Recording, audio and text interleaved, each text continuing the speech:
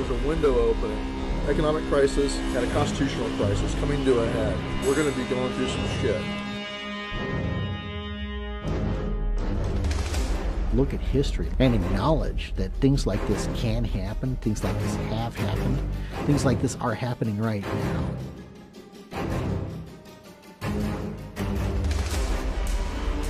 The gray state is a part of this Orwellian nightmare that's being set up. Their vision for what's next is a global Fed and even more power.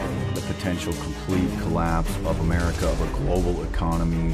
One world government. New world order. It's real. A lot of people are realizing it, and more people are going to have to. You are a slave.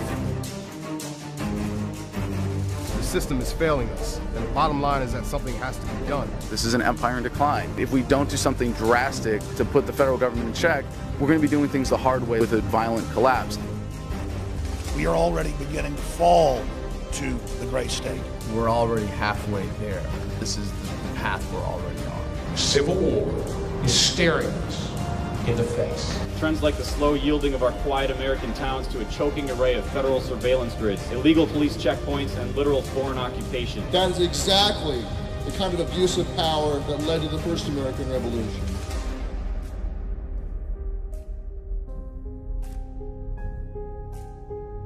What is it that keeps it from happening in the United States? Is this the kind of world I want to live in?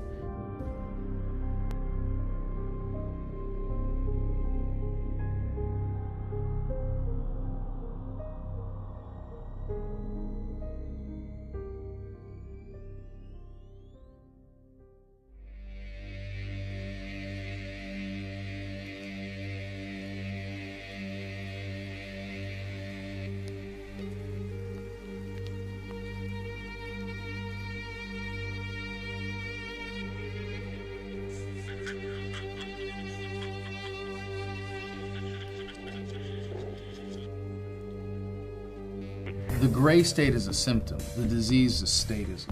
The morality that we expect ourselves to adhere to, the standards of behavior and conduct, like when you were taught in kindergarten, don't hit and don't steal, it wasn't unless you're a cop or an IRS agent. You know, when you learn thou shalt not kill, it wasn't unless your dear leader gives you a gun and a badge and a one-way ticket to the other side of the world.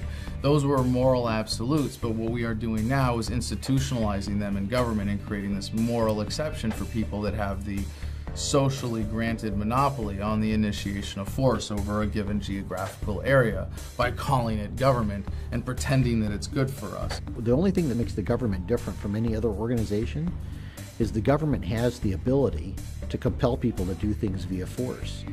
You got to look at that whole idea that it's okay for us to do this, but not for you to do this.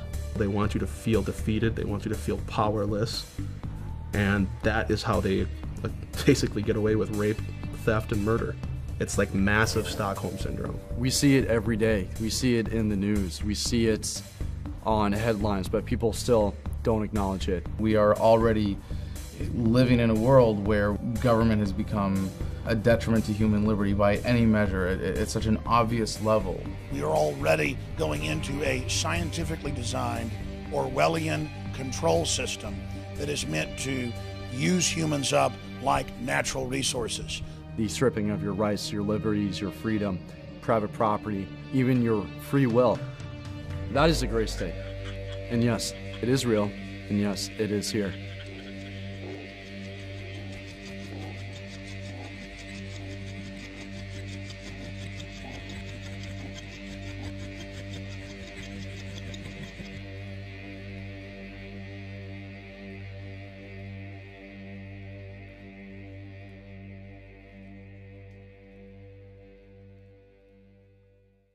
Jewel Beat. The free enterprise system is based off 5 features: economic freedom, incentives, competition, voluntary exchange, and private property. Basically, we believe as free market economists that people have a right to private property, that prices are driven from the market, people that are buying and selling goods and services. Whereas a socialist system doesn't have those features. Then you talk more about public property and what can the state control versus what can the individual control. If I buy something from you, it's because I value your product product more than my money, and you are going to value that money more than that product. And we both benefit. Anytime you introduce force into that equation in any form, you subtract from humanity's potential to reach that ideal of prosperity and progress. You can't force someone by law to buy something. Otherwise, voluntary exchange doesn't exist. You can see that with Obamacare, different mandates for consumers to purchase various goods and services. So that is a progression towards socialism. You're mandated to purchase certain items from the state. Individual people can do much better in bringing up an entire economic society by themselves and not being ordered to do certain things. Command economies, that sort of thing. That's why all command economies essentially fail. That's what they did in Europe. You couldn't keep the benefits of your own labor, your own hard work and sweat. It would be confiscated by some corporate entity that had control over the monetary system. We had a nation of producers. We had a nation of people who were free to innovate and create and then be allowed to reap the benefits of that creativity. If you invented the television set, the state's not going to come in and say, we're confiscating that from you for the public good. You were then allowed to market it. It generated wealth, savings of money. You had more and more local hardware stores competing against each other. When you have greater competition, you have reduction in prices. Obviously, the people who can provide the highest quality product, the lowest price, are going to win out. Those who cannot will fail. That's what a free market is. It's the freedom to succeed and fail. It's a simple fact of the superiority of using persuasion to get people to do what you want to do, as opposed to saying, well, I'm scared and I don't trust you and I'm going to just have someone with government put a gun to your head and do what I want you to do. When people give money to Bill Gates or Sam Walton, he's not taking it from them. They're getting something in return. They're getting a service. They're getting a product. There is an organization out there that does take the money from you, and that's the government. If you live in the United States and you work in the United States, you fall under our jurisdiction. Does that mean that everyone in North America is a slave to your company? I don't work for a company. You work for the IRS. Is everyone is a slave to the IRS? I believe that I do have jurisdiction. I believe it is valid. I believe I do have those rights, yes. Okay, but you can't, by your own admission, answer a question regarding evidence to actually prove that there's jurisdiction. Right. So you have faith to answer those questions. So you have faith that you have jurisdiction. You don't have any actual evidence, and you're not qualified to determine if there is evidence to back that assertion up. Correct. Blind faith. That's really impressive when you're talking about other people's property and other people's lives, to have blind faith in a violent, aggressive system. You don't have a choice about whether or not you can do business with the government. If you don't want to use our services, that's fine, but you're still going to pay for those services. If you don't have kids, you're still going to pay for public school. If you're not sick, you're still going to pay for health care. And if you don't pay, we're going to send people with guns to take your money and take your house and take you. The feudal era, you had a feudal king or lord who would claim half of your crops in exchange for protection. And because the peasants didn't know any better, they could get away with that scam. Hey, give me 20 bucks or I'll shoot you or I'll throw you in prison, which is, what taxes are. No one pays taxes because they want to. Taxes are collected at the barrel of a gun. All laws are enforced at the barrel of a gun. Now, the facade of statism has to include them throwing us a lot of bones. When a farmer will provide health care for his livestock in the same way that a government wants to keep the tax cows healthy and productive. They bribe us with our own money. They tax us, and then they take that money and they push it back out. What they hope we don't notice is they take that money from us in the first place. Without the income tax, America historically became the wealthiest country on earth because it goes back to the benefits of a savings-based economy where you're able to accumulate savings and you're not forced to turn it over to a governing authority to redistribute as it sees fit. If you have a business, you're supposed to file as your business expenses, your business accounts, nonprofits, everything else. But you as an individual, there's no law stating that you have to file taxes on your income.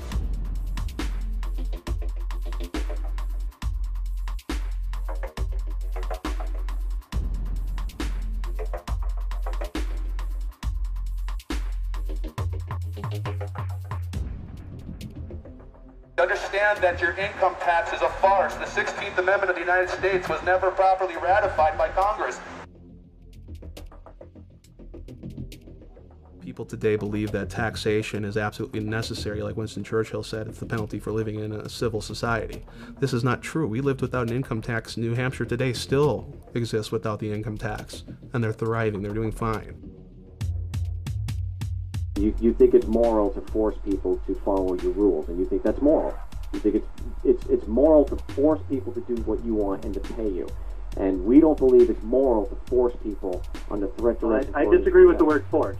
Yeah, I disagree with the word force, but I think it's moral that you should have to pay your taxes, absolutely. So it's moral to force people to pay for services they may or may not want.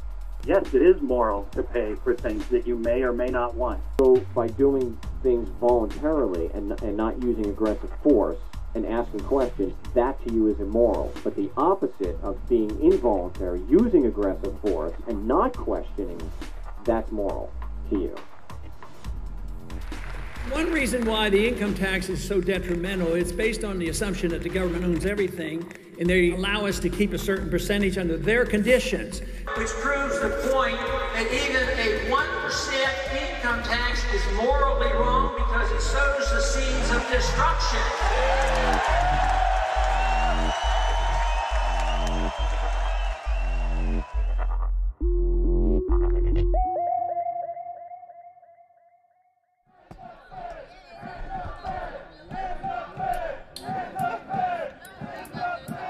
The gray state is a symptom of the step backwards of statism that we're experiencing right now. 2 steps forward, 1 step backwards is the course of human progress. And I can look back and say, well, we started the major step backward in 1913 that was the Federal Reserve.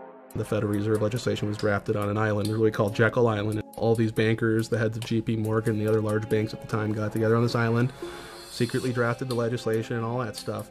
I think that name is perfect, the creature from Jekyll Island. It's this creature. The Congress was on leave for Christmas and had a silent vote.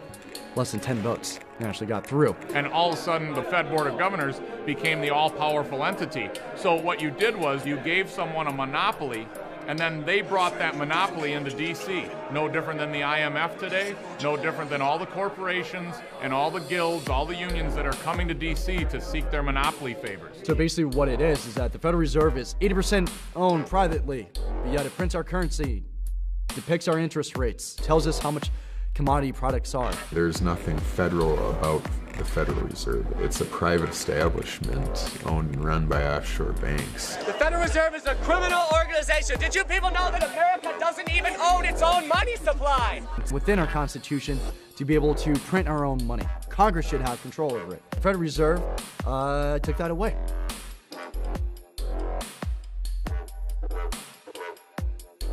This private central authority is going to loan money to your government at interest, so they make money off that debt.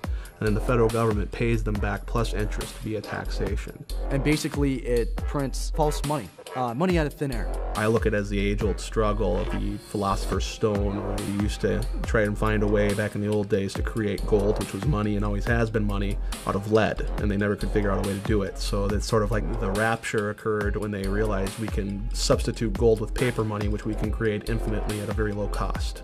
When they want to spend more than they make off the revenue from the people, that's where they borrow money from the Federal Reserve. Basically open a credit card. So this debt is only valid so far as our public is able to cover that debt based upon our level of income taxes. Federal income taxes does one thing, and that's it.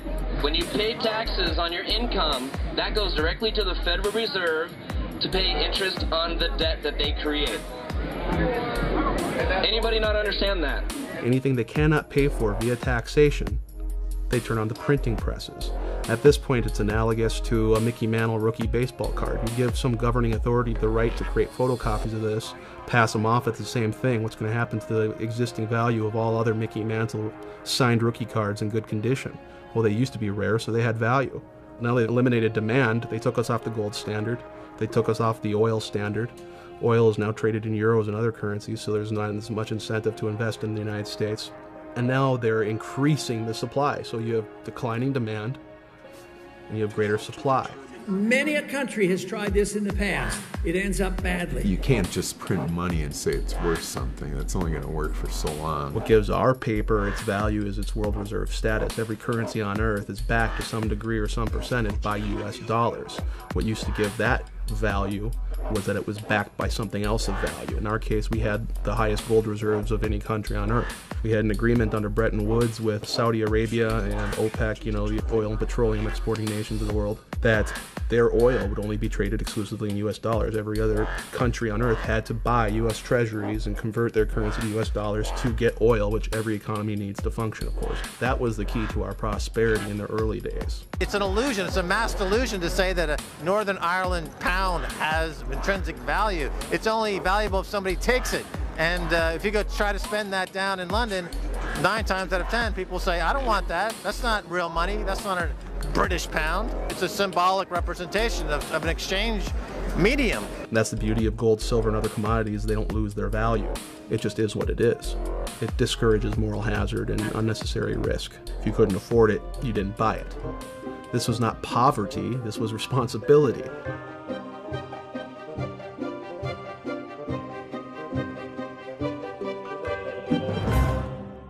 So they're funneling all this money that otherwise didn't exist. They're creating it literally out of thin air, loaning it to the banks, and they loan it at interest. You go to a bank, you get a loan, they basically transfer that money out of thin air into your account, and it's a debt. But it came out of nowhere, so technically that's fraud.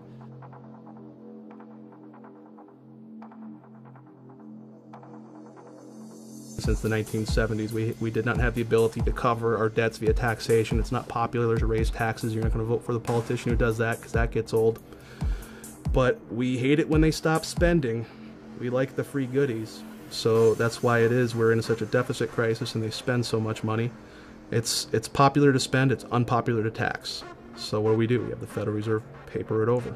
The problem is Congress, the federal bureaucracy, and the military bureaucracies. And remember what runs those things: cash. When you fly into Ronald Reagan National Airport, as you're getting ready to land, if you look towards the Washington Monument, you will see this enormous mountain of cash. The problem with that mountain of cash is it's a magnet for all the wrong people. Everybody in the Beltway exists to get their hands on some of that cash. It essentially creates a situation in which everyone is for sale. Again, to go back to the Mayor Amschel Rothschild quote, who was founder of the Bank of England, granting control over a nation's currency. I care not who makes its laws. Now, they do not directly influence public opinion, the laws, or anything like that. They do so, however, indirectly, because they control the money, so they care not who makes the laws, because they can use that money, which they can create in perpetuity out of nothing, and give it to their preferred representatives in government and help shape the agenda. In every administration, there has been someone or multiple people associated to the Federal Reserve. Isn't that interesting? Why is that? People, when getting into office, can borrow money from the Federal Reserve directly for their political campaigns. They necessarily don't have to pay that money back out of their own savings or their own donations. They just leave that as national debt that the United States owes the Federal Reserve. The Federal Reserve is happy to create that debt because every dollar created, they get more interest paid back to them. Once they've taken this money from the Federal Reserve, it's like selling your soul to the devil. You don't really have a choice in which bills you pass or which ones you vote no or yes for. Listen, there isn't much altruism when you're flooded with cash. That is one very insidious way that the Federal Reserve impacts public policy. And they use, again, these various roundtable groups as a conduit to accomplish this indirectly, so it doesn't look like the Federal Reserve doing it. But that's ultimately what happens. How long have they been trying to do this? Forever. Bankers are like that. Yeah, if you let them do it. What you need is gutsy presidents, gutsy Congress people to prevent it. Obama's entire cabinet stems from the Federal Reserve.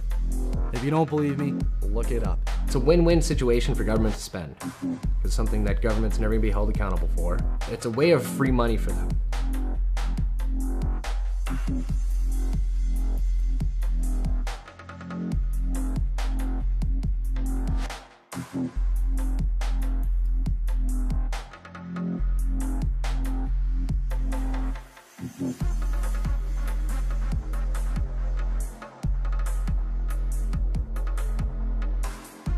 The elite use the banking and financial industries as a mode of control because either you're owned by them or you owe money to them. So either way, it's kind of like this leash of control around everybody. Today, if you create an invention, you're much less likely to run a company that employs people for very long, because you're going to have a very large bank or a very large corporate entity come in and simply buy your product. It essentially allows them to confiscate the creativity of you and I, of regular people. It allows them to not produce, to not achieve, to not create something of a great value that the public will demand and consume. They didn't have to do that themselves. All they had to do was control the monetary supply. And they can then buy up for pennies on the dollar, essentially, your creation, your innovation, and market it to the masses. And then they can siphon off millions in taxpayer dollars for having produced nothing.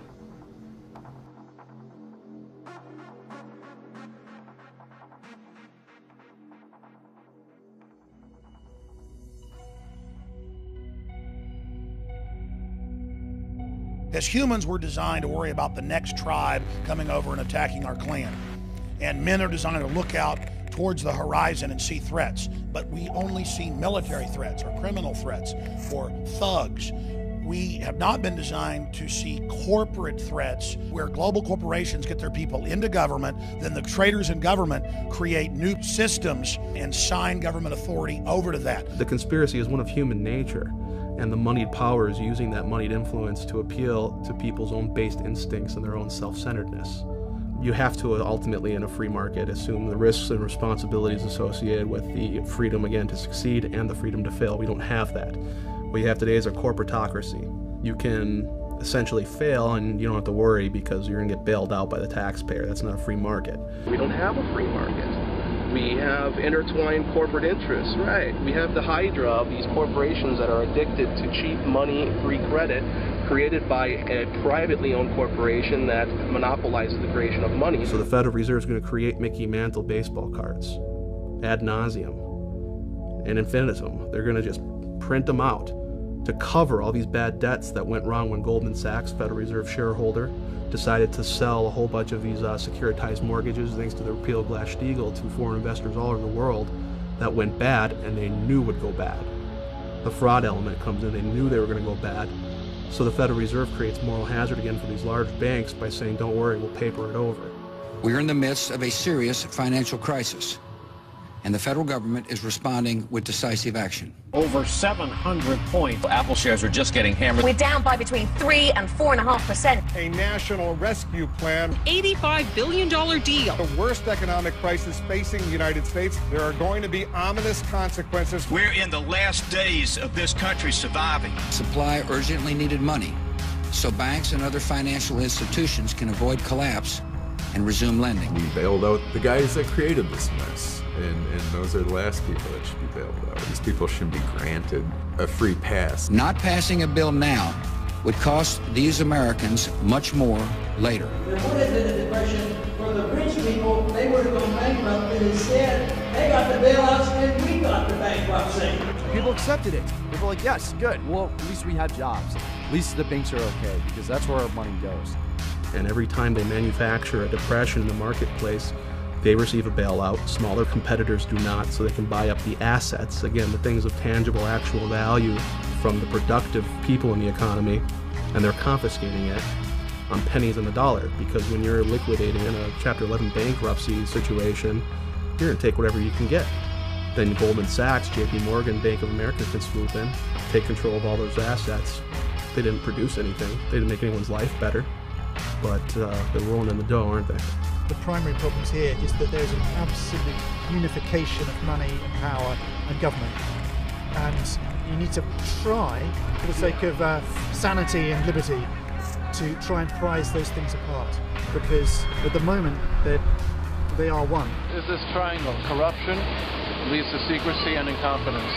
It just breeds all this, and they just want to keep everything quiet. In the Roman period, they used to talk about bread and circuses as entertainment for quote-unquote the mob. Let's increase prosperity and standard of living. Everybody gets to drive a better car. Everybody gets to live in a nicer home. And what we really want people to do is go to the mall and shop and be entertained. They've been very successful in turning the body of the American population into sedated consumers. Well, you can only sedate the consumer so long. When the consumer runs out of his ability to consume, when he suddenly wakes up and recognizes that what he thought he had, he doesn't, the money he thought he had is gone, the wealth he was promised is vanished, that's when the game is up.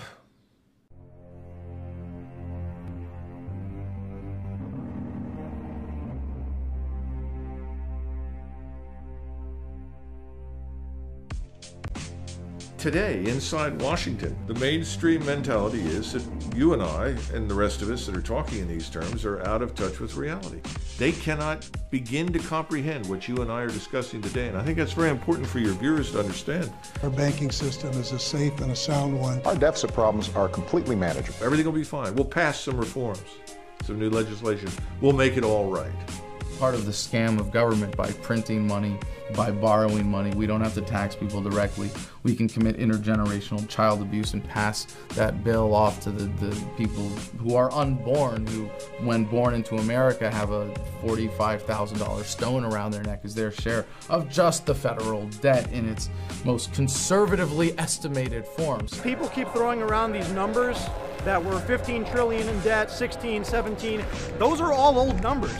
It came out in Bloomberg Financial and other news outlets that under Obama's administration, in the first 2 years, over 23.7 trillion is missing. And those are old numbers, and that's on top of all the missing trillion from Bush. If you had $1 million and you started counting one at a time, it would take you 11.5 days to get to 1 million. If you were going to count to $1 billion, it would take you 31.7 years. In 1 trillion seconds, it's 31,700 years. That's the difference between a million, a billion, and a trillion. So a million seconds ago, 11.5 days ago, a billion seconds ago, 1980, a trillion seconds ago, 29,688 BC. The way Bush has done it over the last 8 years is to take out a credit card from the Bank of China in the name of our children, driving up our national debt. Raising the debt ceiling, which has been done over 100 times, does not increase our debt. We have now seen our national debt go to the tune of $211 trillion if you consider all the government guarantees to workers for their retirements and their pensions, etc. We're at a point now where if you were to tax the American public to the tune of 100% of their income for the next 20 years, you wouldn't put a dent in the interest. And we see the economy falling apart. And before, people said, you know, I can't really believe that this is all by design. How do just tens of trillions of dollars go missing?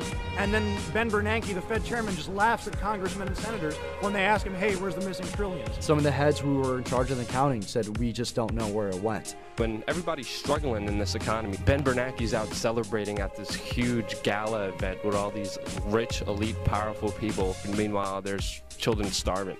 What'd you do at the 2008 Bilderberg meeting? I'm not doing any press today. For people in high office and high places, there is no accountability. And they like that. And it's a wonderful situation to be in. Never having to answer for what you've done. If the government deliberately devalues and destroys the value of the currency, it will destroy the middle class and the wealth will gravitate to the wealthy. So when you print money, you literally expand the gap between rich and poor. We are in debt, our kids are in debt, our grandchildren are in debt. It is time to stop. When the United States defaults on its debt, which it will, to the Federal Reserve. It's not a question if, it's a question when. Each citizen has been placed on collateral, which is a Social Security number. So that means when it defaults on the debt, it's going to go to its collateral, which is you and me. So first of all, when you're born, you're enslaved. Look at your identifications. Your name is all in capitals. It means you're a corporation. That's your serial number. That's your ticket number. Everybody's given one of these when you were born. Okay? That's your PIN number, meaning that you're going to pay interest to the Federal Reserve System, you know, as you grow up and get older, because the Federal Reserve borrows against us as debtors. This, proven the fact that you're a number. Politicians in the New World Order. Who's the one to blame when your dollars worth a quarter? Bankers, politicians of the New World Order. And if I recall, back in 2009, I think it was, they said that people with incomes are a threat to their agenda. It seems to me that they want to make sure that the people don't have any money to fight back, just even the little crumbs. We have pulled this economy back from the brink. There is no recovery. Everyone is going to feel this, even if they're not feeling it now. Well, the thing that my baseball coach as a child taught me the most is that in life you are going to lose. We can't have a society of winners. There's not that many college students in the world, right? I get up and I work every day for family and generations after me. I just don't know what their lives are going to be like. You know, that's my biggest fear, is what are we all going to pay for 50 years from now? Our deficits are to such a degree that when you cannot cover it via taxation, no one's willing to loan you money anymore. And that's what we've been doing. We've been borrowing our way to financial prosperity from foreign central banks. And they won't lend to us anymore because they know mathematically we cannot pay it back via taxation. Bottom line, that's what this is about. They're just creating money, they're devaluing it, and there's no alternative. The direction we're going in right now is debt and dependency. You understand the principles of the debt super cycle. And eventually that super cycle comes to an end because you can only print and borrow so much money. You've seen the dot-com bubble, you've seen the housing bubble, and if you understand the Austrian school, we're already building that next bubble. The U.S. Treasury bond is the largest bubble out there, bigger than the credit card and the education bubble. It's several times bigger, and they're going to discover this unfortunate fact very painfully. And what happens then in times of economic crises is you go back to the world reserve currency. You buy up U.S. Treasury bills because it's a store of value. What's happening today is you're seeing that panicked flight to safety into the U.S. dollar. The dollar is not going up in value. It's still very gradually going down in value. All it's going to take for us to crumble financially is for the world leaders to drop the dollar. They can dump that on our market at any time. Create overnight hyperinflation. That means all commerce shuts down. Well, if you know that in 6 months your dollars are going to lose 20% of the value, you're not going to hold on to them and save them, which is what we depend upon. You're sure as hell not going to back your currency by them. You're going to buy shit up while the buying's good. You see it now. You got China out buying up infrastructure all over the United States, Russia doing the same thing. So they're taking these worthless US dollars and they're buying up this country. And then there'll be a flight to safety in commodities, gold, silver, etc., to save what you have left. So essentially, at some point, all of the world's banks are going to dump dollars, and those dollars are going to start chasing goods and services. And as the means of production becomes more and more handicapped by government intervention, more and more regulation, less people are going to invest, the whole thing falls apart. Now, look at the news. You see this is happening right now. The smartest minds in the world are saying these bonds are cooked. We've had it. The rally is over. The long-awaited bond apocalypse is happening, and I think it is happening in the next month, 2 months, 3 months. It's happening now. So, what is real wealth? Is it in a paper currency again? No, that's just paper. It's kindling, it's something to write on, it's something to wipe your backside with. What does that paper get you? Goods and services. What does a bank confiscate? Do they come after your paper? No, they come after your house. They come after your cars. They come after the actual goods and services that had the value to begin with. And that's why everyone who's inside the Beltway is so desperate to convince everyone it won't happen. Because there is no way to avoid it anymore. The economy is going to be okay. Keep them working because you don't want to create pandemonium. If you start getting the people too scared about what's going on and start fearing the government, then they're going to have a revolution. They can't have that. They want to keep it on the tipping point where they have control. They're going to use our own money to enslave us and collapse the monetary system at the same time, because again, every currency on earth is backed by US dollars. If there's nothing to replace it, you only have chaos. In June of 1929, Mr. Mellon, who was the Secretary of the Treasury, told the American people that they lived in an era of unbroken prosperity, that they had nothing to fear. At the same time, he was liquidating all of his investments in the market. He was putting everything into cash and gold. He wasn't alone. Mr. Geithner recently made the statement that our banks are solvent, that there is no issue. We have nothing to be concerned about. Nothing could be further from the truth.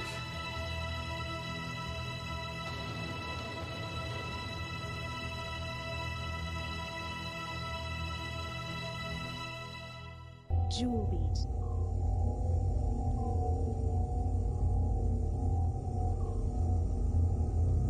Jewel beat.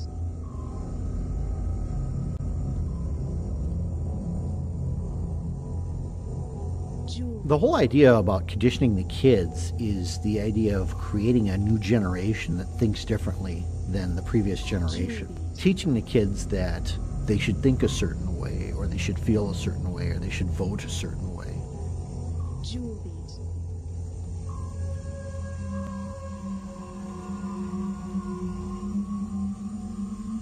In the late 1800s, you have the emergence of psychology, the study of psychology, how people think and how people can specifically be manipulated.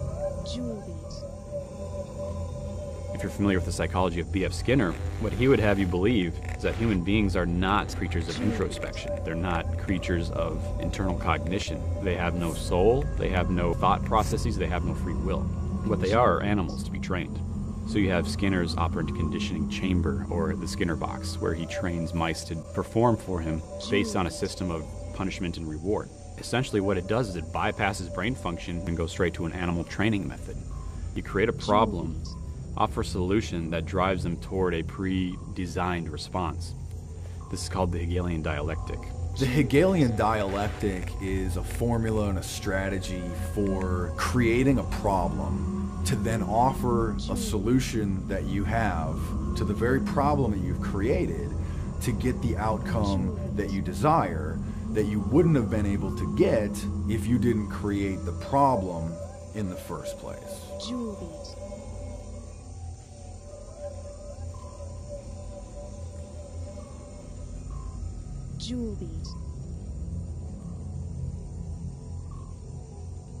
The Hegelian social theory was adopted by Lenin, by Marx, and it was applied politically in the form of communism and socialism. A German psychologist, Wilhelm Wundt, he is the first one to apply it to education. For 85% of the American population, what is school supposed to do? Provide a path to employment and good citizenship.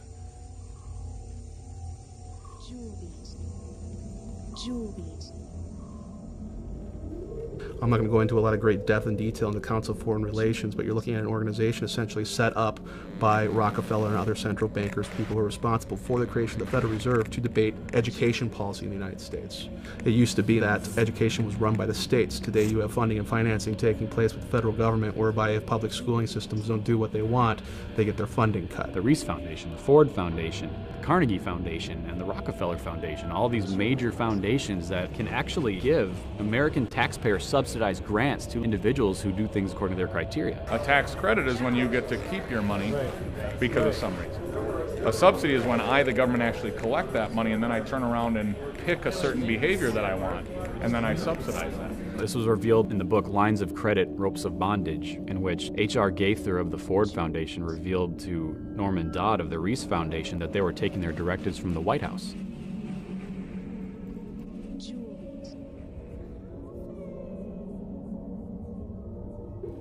The American education system is a combination of Hegelian social theory and experimental psychology.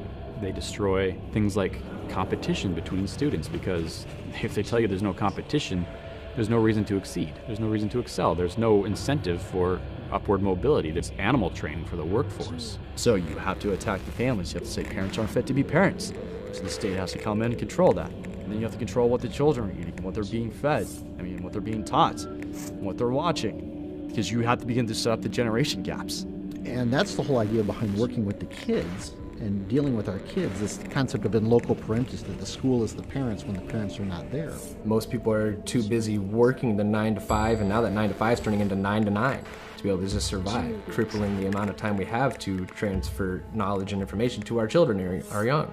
So by making sure both parents are away from the children at work, they can guarantee that the social environment of school, preschool, daycare is going to be able to give the children the knowledge that they want to. And what you have is the degradation of the individual, you have the promotion of the state, and you have the elimination of the middle class. Now, under this operant conditioning from Skinner, and under a system of reward and punishment, the only thing you learn is how not to get punished and how to achieve your reward. You're not going to come away from this system thinking, I'm going to stand up for something because it's right. You're going to do it because there's either reward or consequence involved. They're being trained to enter the workforce as a valueless cog in the state.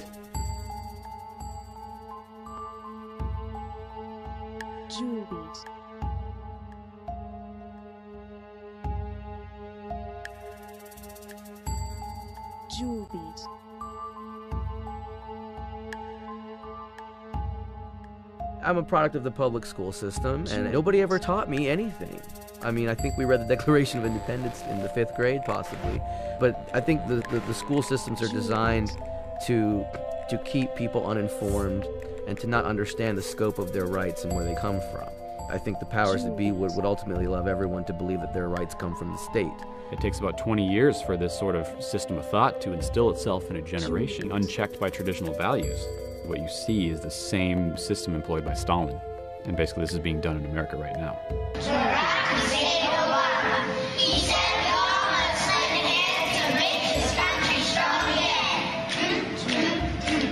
We're developing them to not question authority. We're developing them to be entitled, that the government will take care of them from cradle to grave. These efforts have been pretty successful. No one questions their shackles if they're born into them. Jewel beat. Jewel beat.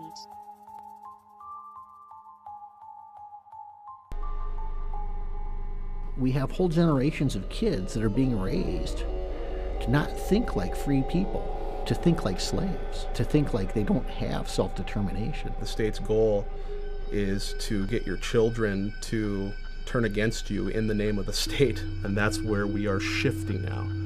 We are shifting from an individualistic paradigm to groupthink. They want to be led. They want to be sheep. They want to be part of the masses. Critical reasoning, critical thought, individualism. I mean, those are huge concepts. I mean, they're universal concepts, but to be able to control the masses, you have to get rid of that.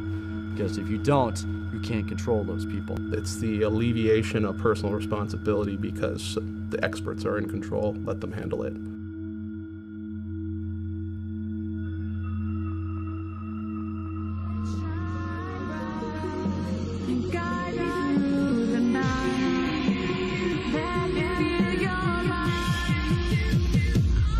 Hello, New York!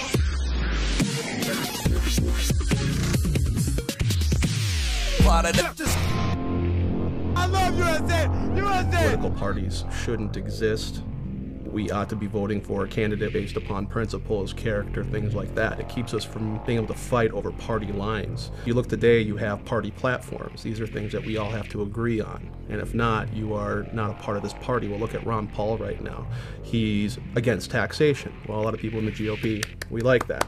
But he's against the wars. Well, you must be one of those Democrats then. The old saying, divide and conquer. So they try to just divide people into two different groups so that you can't unify.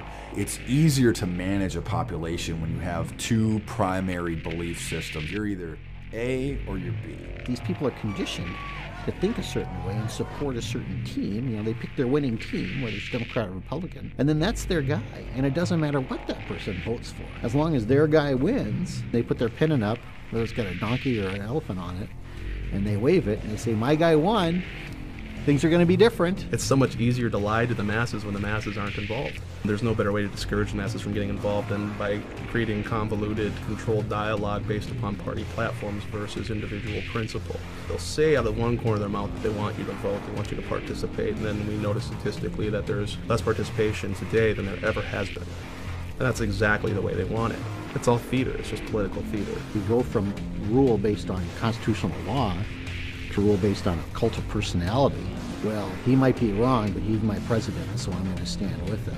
That's a very dangerous mode of thinking. Do you support freedom and the American Constitution, or do you support this person? We've all seen where that led in Cambodia and Russia and Germany.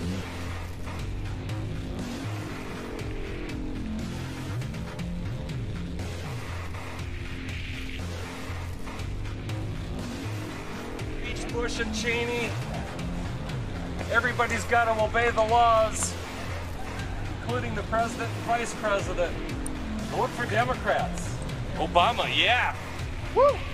I'm sure if you ask the average Obama supporter if they have good intentions or not, they're going to say, of course. The path to hell is paved with good intentions. You know, Obama's just as bad as the rest of them.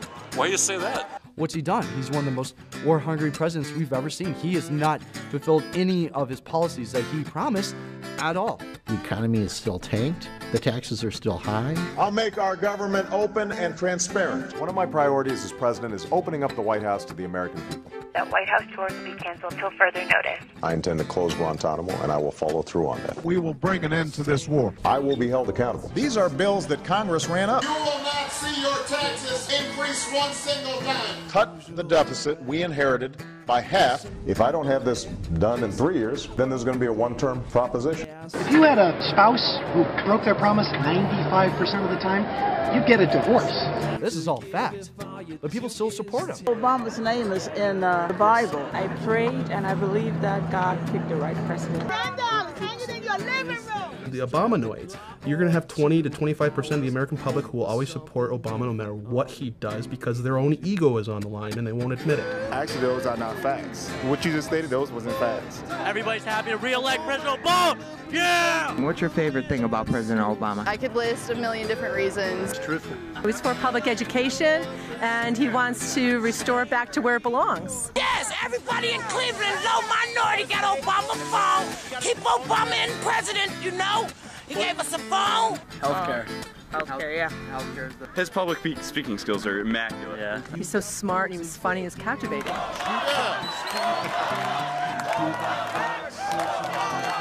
He understands where we come from as individuals. He's definitely for the people. Obama is my boy, man. He just knows what to do. Love Obama. Let's go. Time to party. Let's go. I can give you 100 reasons. Give me three. Three main reasons. First of all, Obama is ensuring that And the American people have been complacent over the last several decades. They've enjoyed unparalleled prosperity. And let's face it, the average American on the street, he's not interested in what's happening in Kuwait. He could care less about Libya or something else. And so if you tell him, well, listen, we're bombing for democracy, goodness, freedom, human rights, so he said, okay, it doesn't affect him. He doesn't have to go. His children don't have to go. There doesn't appear to be any risk to him. Now that's changing. He's done everything Bush did, but more. Oh, I don't agree with that. Well, he had to continue what was started. You can't just say, okay, we're done. Well, sure, he didn't end the wars, but there are wars now, so we're in support of it. And, oh, well, sure, he hasn't completely pulled out of Iraq, but at least he's reducing the number of troops there. Oh, so it's diet tyranny. It's tyranny light now. There's a lot of other reasons why I'm going to vote for Obama, and hearing that stuff honestly doesn't change it. For the greater good, most of the policies he's put in place, I agree with. And he's challenging the status quo. Well, he is the status quo. Obama's going to take us forward. The president and the first lady are kind of like the mom and the dad of the country. And when your dad says something, you listen. I pledge to be a servant to our president and all mankind. Because together we can, together we are, and together I know people who have destroyed relationships with their families when they realize that their neocon uncle and their liberal cousin weren't just well-intentioned, that they were creating a justification for coercive government and ideology, that they were externalizing their own desires to control others, and that was reflected in those relationships. It always is. I mean, no evil person or evil group of people are ever acknowledging that what they're doing is evil. I want nonviolence. I want universal nonviolence. No, you don't. You're an Obama supporter. Do you think he wants to go kill people with drone strikes? Well, then that's what he wants to do? He orders it done, so I would assume. All right, you're out of your mind. People are aware of the truth. People choose not to accept the truth. There's a difference with this. People who are completely unaware of the truth, those are becoming few. It's self-deception. How can you be honest in a political debate or any other contest if you're deceiving yourself first? The people who will, just do what the party wants and do what they're told and vote the way they're told, and they just keep voting for the machine. After a certain point, there's no more deniability. They can't say, oh, I didn't know, or I didn't understand.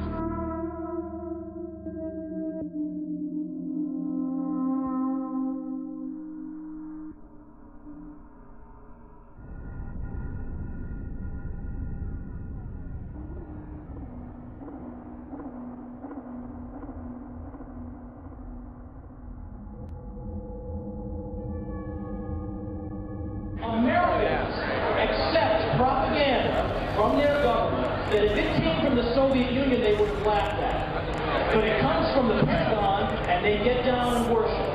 They go around looking for ways to defend the propaganda.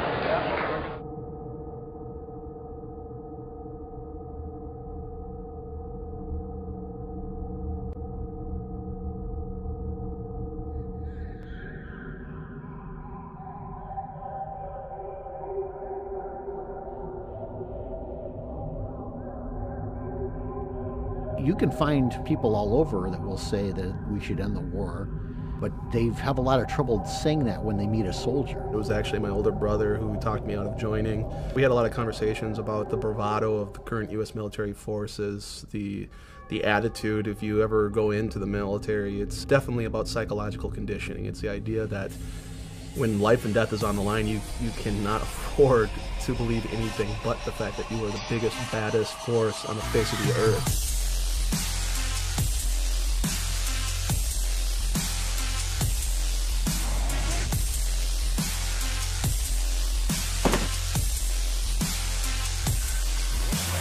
It's like they say, you know, yea, I walk through the valley of the shadow of death, I shall fear no evil, because I'm the meanest motherfucker in the valley.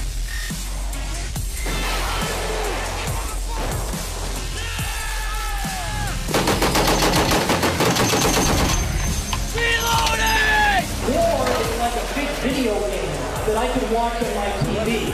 And isn't it cool to see all the U.S. flags all over the foreign country, showing how the occupation is perceived? They want you to believe that patriotism means that you support everything the government wants. If you don't support it, you don't support the troops. Another day, man. Another day.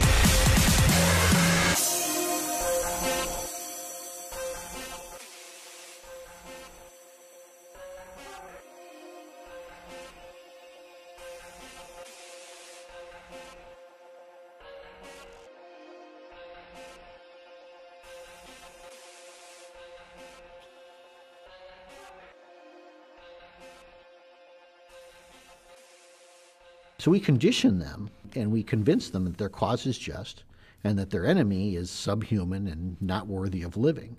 And the American people honestly play a role in that. They come back, and the reception they receive is just astounding.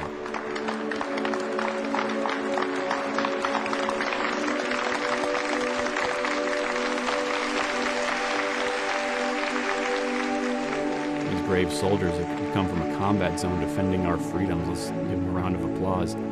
Who wouldn't buy into that, really? Thank you for serving our country, and God bless you. USAA auto insurance is often handed down from generation to generation. I'm given tax breaks for being a veteran. I'm given discounts on my car insurance. I can go to the commissary, you know, tax-free groceries. I get all the benefits I could ever want in the military. Why would I question that? We have soldiers who are coming home, they look at all this, and they say, well, it seems like that was wrong, but how could I admit that that was wrong because I was a part of it? You'll never know what we go through for your freedoms, but at no point does anyone question how are they defending our freedoms by invading a foreign country. Well, you didn't serve, you don't know. Well, then what happens when a guy like Jesse Ventura, who not only served, but served in the SEALs, he comes out and he speaks and he says the same thing. Oh, he served, but. There is no but. He served. He knows. He's been there. I was over in the Persian Gulf getting ready to liberate Kuwait, which is a kingdom, a dictatorship. And here I am liberating their oil assets from Iraq. I thought I was doing the right thing, too. And it's really hard to look back on that and say, hey, you know, that military conflict that I was in, that my friends died in, that I got shot at in, I have nightmares about, I guess that really should have never happened. And unfortunately, the media has worked tirelessly to ensure that this truth doesn't reach the American people.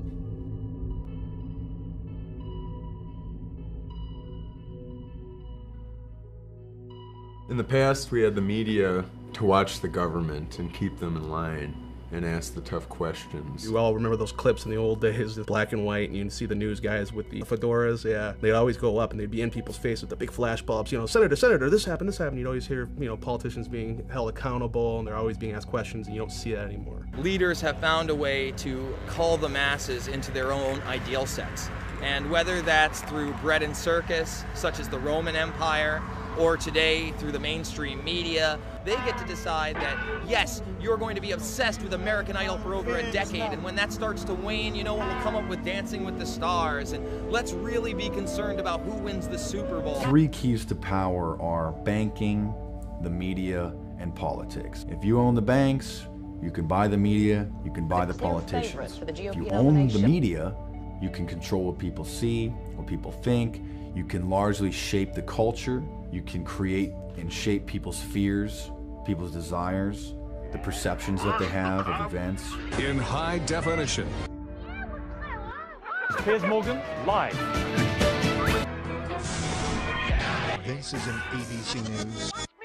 In 1975, there was a Senate investigation committee called the Church Hearings, which actually uncovered that the CIA was paying, under the table, mainstream media outlets $250 million a year to act as gatekeepers and propagandists. In today's terms, that's $1 billion a year. Of course, they say they don't do that anymore, but it's foolish to think that they don't. Why do you think the top story is the top story on all major networks? Carl Cameron, you know, he'll tell you straight up, I can't answer anything unless it comes from my editors. I can't unless I've got it approved from media relations. I can only talk in front of my own camera. I'm sorry. Geraldo, will you talk about Building 7? Talk about Building 7. Help educate the public. If you get video of Sarah Palin or get a soundbite from her, bring that back to us. You can hold the Ron Paul stuff. We single out something that the media likes to talk about, such as the Trayvon Martin issue. Could have been me. But we don't talk about the much more serious events that are already well underway. When was the last time you saw images of caskets coming out of airplanes? You never do. So that's never in the mind frame. It's this happened now, Paris Hilton fucked somebody else. Let's spend 2 weeks on that. You can't say that this isn't newsworthy. Obviously there is a blackout in effect. The mainstream media, though, wants to stay in business. And if they suddenly discover that the people listening to them don't want that message, they're not interested in listening to it, they'll change their tune. A lot of them are doing solid investigative journalism. Watergate, people were held accountable. People were fired. People were demoted. People were dealt with. There were prison sentences handed out. At least there was the illusion of some kind of accountability back then. The Obama administration was caught red-handed supplying weapons to the Mexican cartel. Why? Because the CIA wants a certain cartel wiped out, protecting their own drug interests. What happened? Nothing. The American citizenry now, like you've said, Fast and the Furious, they've done a great job. We just don't give a shit. First of all, I think that they shouldn't give us too much information, because anything that you and I can watch on television, our enemies can watch. Really, it's better to not say too much. Don't worry about it. You know, go back to sleep. It's amazing. The mainstream media can actually do its job, and it doesn't matter. The American public is now in a state of apathy, almost a state of numbness. And that's what I see, is like this is an entire country of people who are turning against the truth.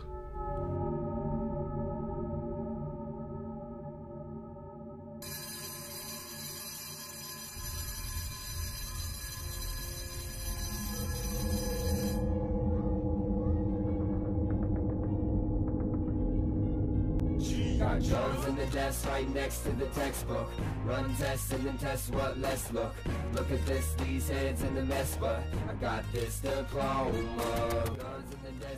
But what are we developing the kids to do? We're developing them to not question authority. We're developing them to be entitled, that the government will take care of them from cradle to grave. You don't have parental rights anymore. Not just it takes a village to raise the child, but the village is now raising your child. When we condition the kids, what do we condition the kids to do? We always tell them always share, always work in teams. See that table over there? We have 6 people sitting around. We always put 4 toys there. Not 6, but 4 toys. Because these kids have to learn how to share. And that's a good lesson on some level. But what we don't teach the kids is that it's okay to keep the fruits of your labor. It's okay to work hard and earn and benefit from that.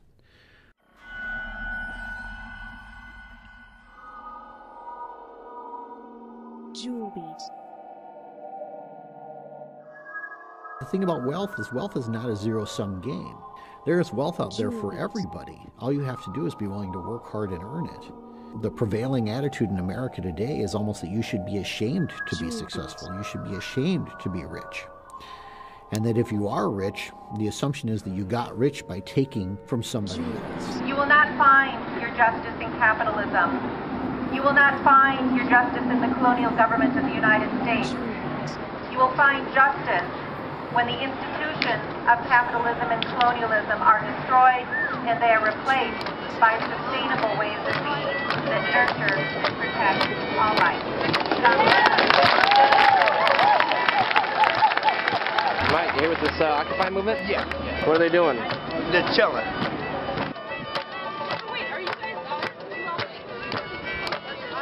Capitalism is people with a lot of capital who want to make profit. I don't have to look it up. I know it.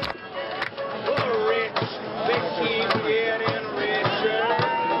The poor man, he's getting poorer. The rich man,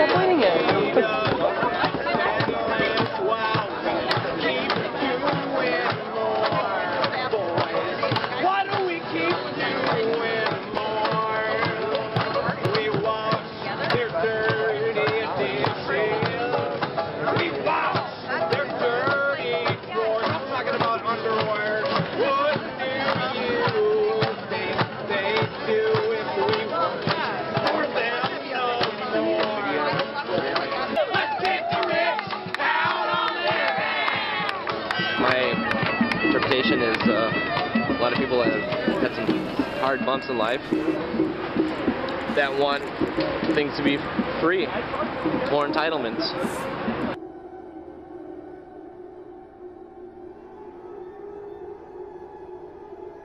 What people are calling for in Occupy Wall Street is like, well, God damn it, government, you need to do something. This is why we're losing all of our rights to too many people that are being dependent upon the system.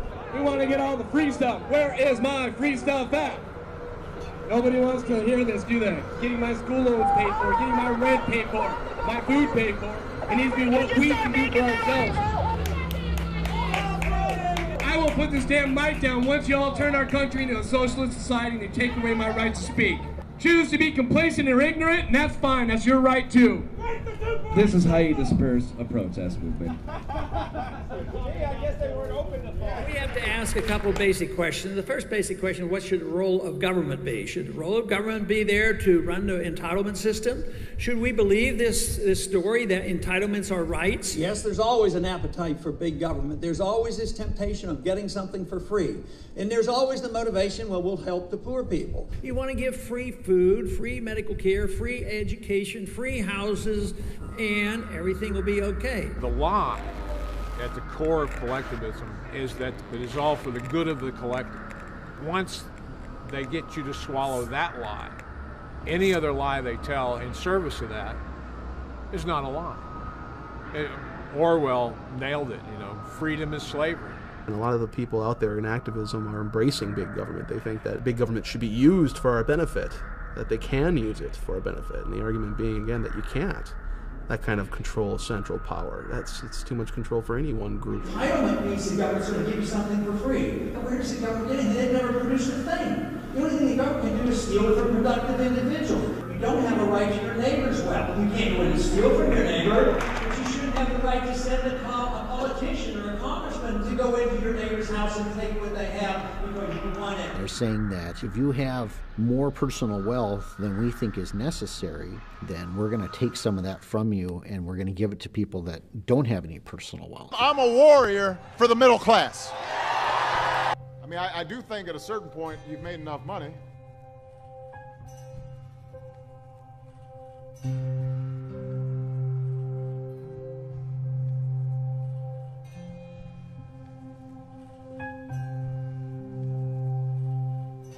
Those who grab the moral high ground and say that we're going to take care of the poor, what do? Welfareism and inflationism and socialism, they produce the poor. It's not in the best interest of the people that run welfare programs to get people off welfare. Their funding is based on the number of clients that they have. Well, if they get a client off welfare, they get a client a job, then they lose that client, they lose that client's money. Because you've got to remember, it's a skimming game. For every dollar that it goes to a person on welfare, $10 is used to support that system. All these entitlement programs, they'll go on forever if you let them, because they will encourage people to become entitled. Well, I can work for minimum wage, or I can just quit my job and go on welfare if I have kids. Welfare is a better deal because I still get the money and I don't have to work. War on poverty? Are you kidding me? 47 years ago. And now we have 47 million Americans on food stamps in this country. So for 47 years we fought this war, bankrupted ourselves, and now what? We have cultivated this large underclass that has made itself dependent upon government, and government has encouraged that. The ruling elite love to create a nanny state because then you'll go along with their plan. You're not going to bite the hand that feeds you. And then the people who are getting the entitlement, well, what are they going to do? Well, they're going to vote for the people that continue the entitlement. We're saying to these people, well, you can't support yourself, so we'll just support you. But you got to support us when the time comes. We have historically been a bottom-up society. We're not a top-down society. You can't make someone equal economically to someone else by giving them something. Are you going to hear Mr. Obama talk in those terms? No, Mr. Obama says everyone gets everything for nothing in perpetuity. Don't worry, we'll print money. Don't worry, we'll do whatever is required. You can all be permanently dependent upon us, and that's a good thing. Honestly, it's almost like slavery. There's no personal freedom without economic freedom.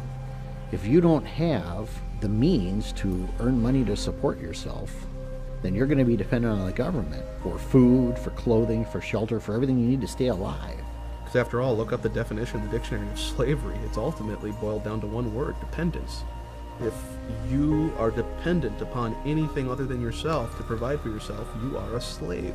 I won't have to worry about putting gas in my car. I won't have to worry about paying my mortgage. You know, if I help him, he's going to help me. The idea of self-reliance is gone. The idea of independence and individual freedom, the respect for private property, all of these things is gone. No, no, no, no. We can confiscate wealth from people that create it and give it to those who have none, and that will fix things. We've transferred $16 trillion in wealth since 1965 to the so-called underclass. The only thing the underclass has done is get bigger. They want that cradle-to-grave care from the government, and they want the government to use force and violence against people who are opposed to it. Well, I obviously believe that my ideas are persuasive enough and beneficial enough to society that people should subscribe to them, but frankly, some people don't, and yes. And at the end of the day, you'll use force against those people.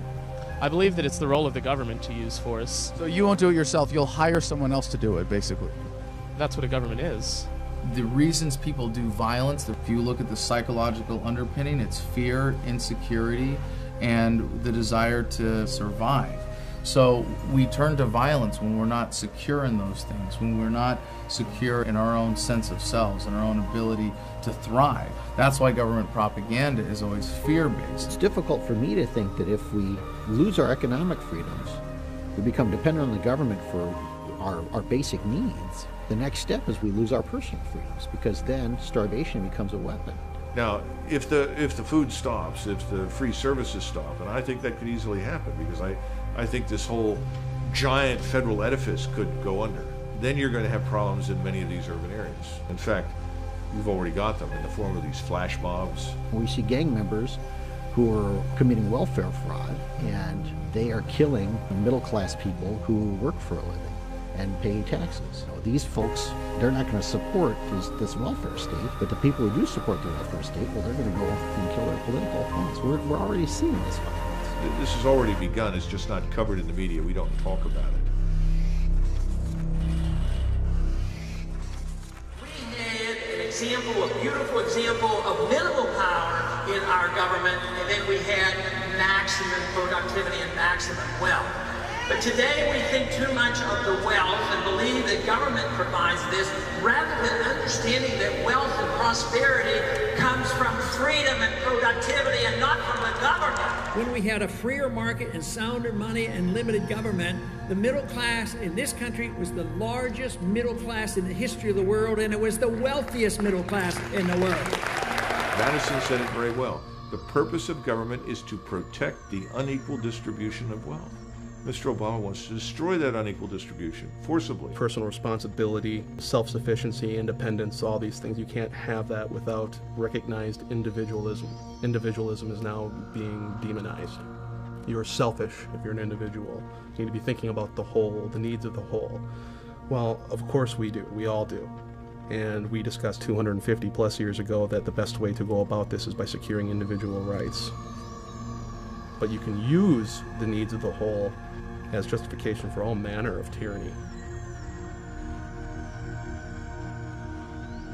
If you're looking for a leader, you're going to get a master, and you fucking deserve one.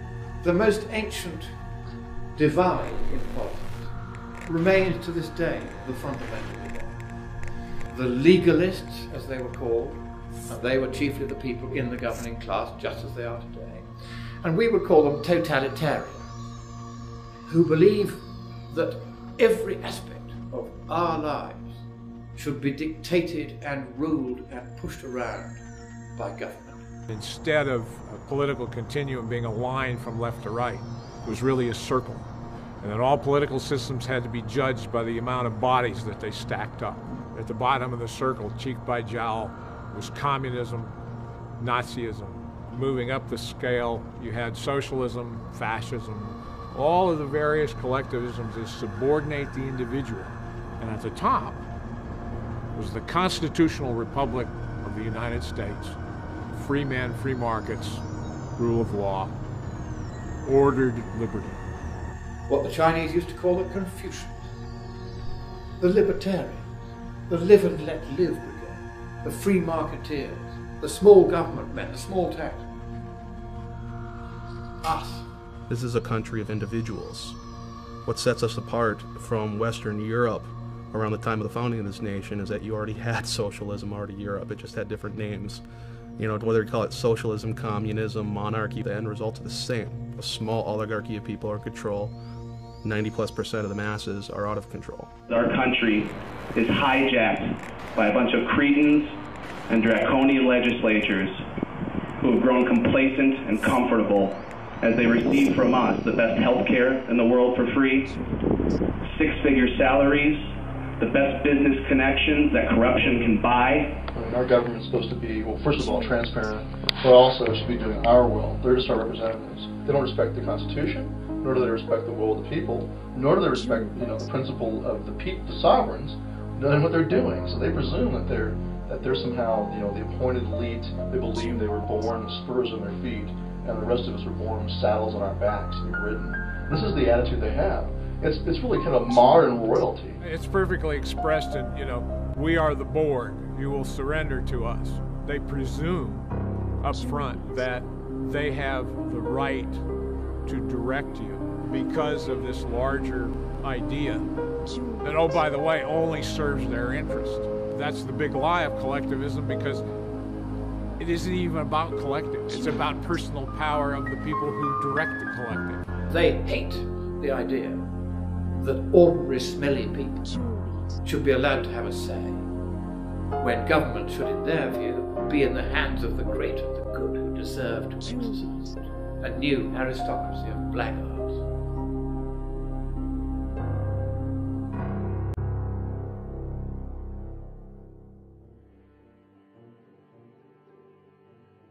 We talk about the conditioning of our kids and the conditioning of our military and our police, and we talk about the political conditioning that people are undergoing. What we're really talking about is a social movement, and what we're talking about is changing the way people think in terms of what it means to be free and what it means to be a person.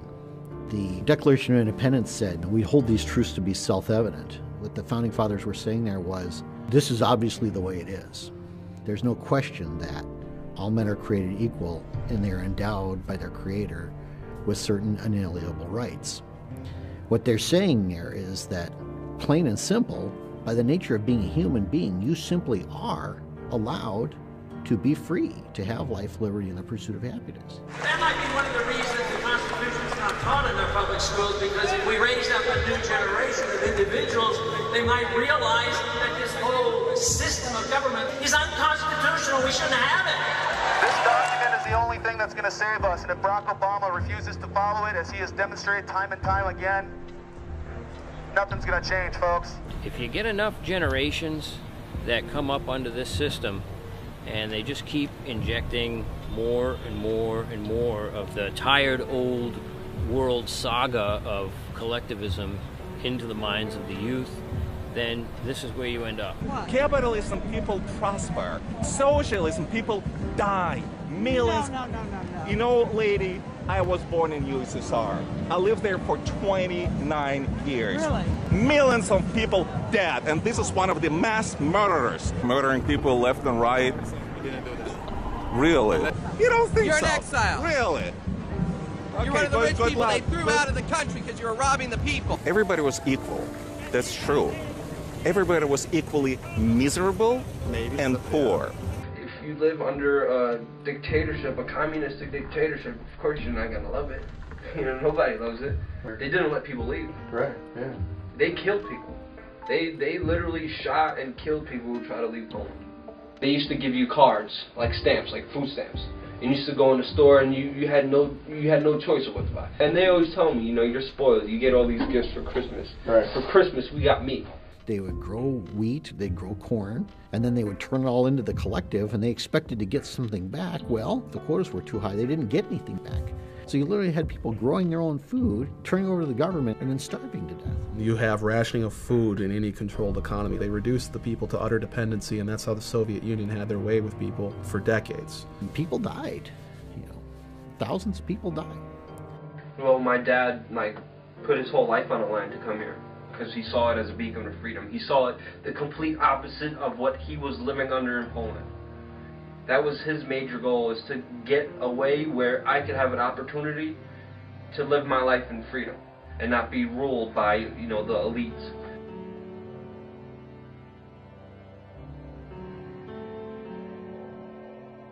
I grew disaffected from communism, first because of the revelations of the killing fields in Southeast Asia. I had cheered when Vietnam and Cambodia and Laos fell. Then the revelations started coming out about massacres of innocents. This is evil. This is evil as the Nazis.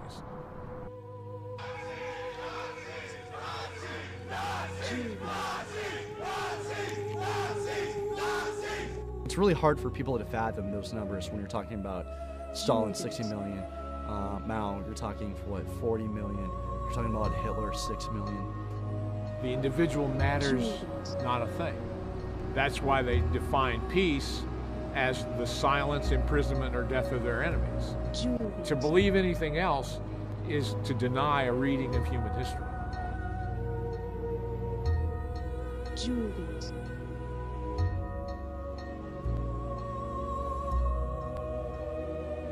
After the revolution, all these guys who helped the revolution wound up being victims of Stalin, and because they had torn down any protections of the individual, they were gone. So if you're a hard right-winger, if you're a hard left-winger, if you've participated in the Hegelian dialectic, you've served your purpose. You're what they call the useful idiot. They don't care about you once you have fulfilled your role for them.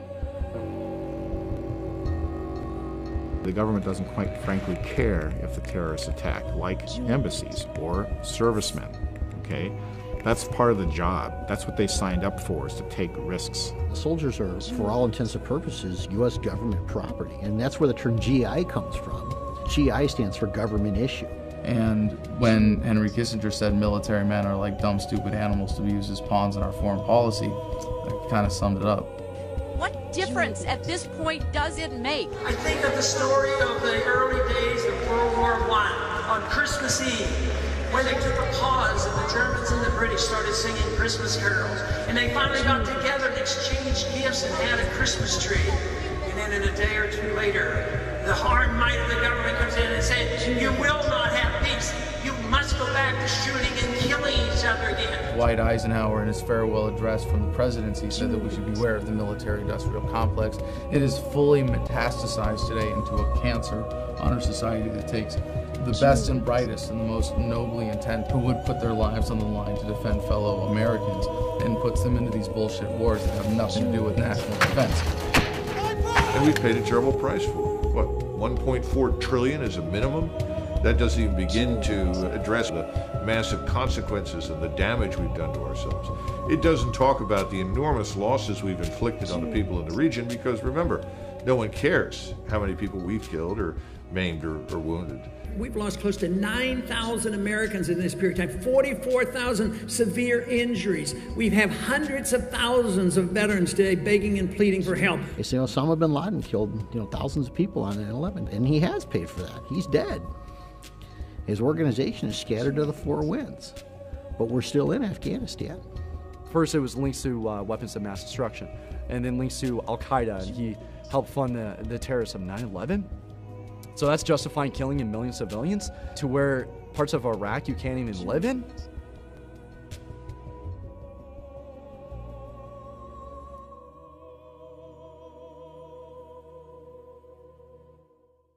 And while this is all going on, we're conditioning them that this is right. We're conditioning them that this is what they have to do, that their cause is just. As a result of this work, the world is more stable than it was 5 years ago. Apparently it's morally okay to launch a war on the most absurd, transparent pretext, kill maybe 1 million people, displace 4 million people, and this is mainstream. That's a mainstream position. People forget that when you hear these numbers, you can't possibly conceive that millions have been killed in the war in Iraq, for example, because we're such a compassionate military force. People forgetting that the statistics don't always account for the birth defects and miscarriages. Depleted uranium is essentially an industrial waste byproduct, and what better way to make money of something you don't have to worry about spending money on disposing of safely, right, than to turn it into a weapon. This is a very dense material, a very dense compound, great for anti-armor. Problem is, it leaves thousands of years worth of radioactivity behind. And if you look at children that are being born in Iraqi Kurdistan in particular, where they use a lot of depleted uranium, but they're using a lot everywhere anyway, you've got massive deformities, gigantism, and other things. Higher rates of cancer, leukemia, and infant mortality were found here than in Hiroshima and Nagasaki. These babies are doomed to die. These are untold thousands, if not millions of lives that are being killed even before they're born. Those are the true costs of modern warfare. Depleted uranium is also a violation of the Geneva Convention and various other treaties that have been agreed upon by the United States and other Western powers with respect to chemical and biological weapons. Hell, we're in Iraq for WMDs, and we're using WMDs against these people. You don't hear about our weapons of mass destruction, do you? You know who pays for that? You do. Your taxpayer dollars. You're the one who pays for that, so I hope you feel good about that. Dear any American who thinks this Boston massacre is a big deal, but never protested a war, go fuck yourself. In Iraq, from the end of the first Gulf War to the start of the current occupation in 2003, sanctions on the country led to the deaths, conservatively estimated, of 500,000 Iraqi children. That's like 45 Boston massacres per day in Iraq for a decade. One every half hour. And they're not being blown up in explosions. No, these are the ones dying slowly, painfully, starving to death. Did you cry over that? Did you protest? Did you do anything to voice any opposition to what Madeleine Albright, then Secretary of State, called acceptable collateral damage? You can't say that you are a Christian, that you believe in the sanctity of all life, and go bombing people into the Stone Age and taking their shit. That's immoral. You can't have it both ways and then say, oh, but I'm going to oppose abortion. You either are or you are not. I can respect someone a whole lot more like a Zygmunt Brzezinski or Henry Kissinger who just outright says it. Just outright says, we're going to take it because we fucking can. And if you oppose that, try and stop us. At least we know where they stand. But with the common American, you want to have it both ways. We are dropping bombs on crowded cities at night where old people and children are sleeping. And we're watching it on CNN.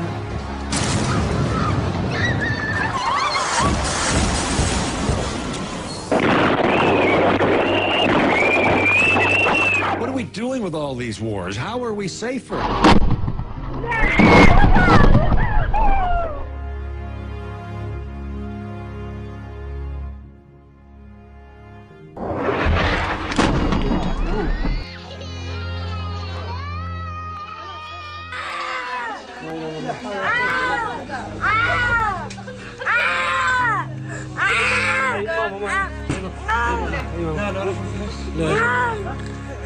This is a product of the emotionally stunted state that Americans have been lulled into. To be told when to cry, when to care, when to mourn, when to shut up and go along with the plan and keep paying your taxes. We are creating enemies with this foreign policy faster than we can kill them. And I can tell you that for my personal experience in Fallujah that backs that assertion up. They don't hate us because we're free. They hate us because we're myopic, patriotic idiots who allow ourselves to be so emotionally manipulated that when something like this happens, the result is more brown people on the other side of the planet die. We made good progress, and we'll continue to work together to achieve freedom and peace. People don't care because they choose not to. It's that simple. Either you do care or you don't fucking care. They look at those people as inferior people, for God's sakes. Because that's them, it's not we, it's them. But them and we belong to the same people. That is the human freaking race here. I have heard more times out of people, well, you know what? It doesn't affect me directly, so I don't fucking care. And they'll go, is that wrong? If you consider yourself to be a moral person, you have to be opposed to this. If you do not care about morality, well, at least you're being honest. But I think we've got a nation, an entire nation of sheep doing everything they can to avoid that level of moral responsibility. Now, Mr. McGovern, what is your problem? I'm sorry? He says, look, he says, don't you think it's worth 3 or 4 killed to secure the oil supplies that we need? I said, well, suppose one of those 4 killed this week was your son. He said, it wouldn't be my son. And it wouldn't be his son. Our enemies are not 7,000 miles from home. They sit in boardrooms. They are the millionaires and billionaires who control this planet, and we've had enough of it. The state has us thinking that it is us. Should we invade Iran? Or should we starve them? How dare they say we? It's them. Human beings die. They don't need to die. Fuck, man, give them a chance.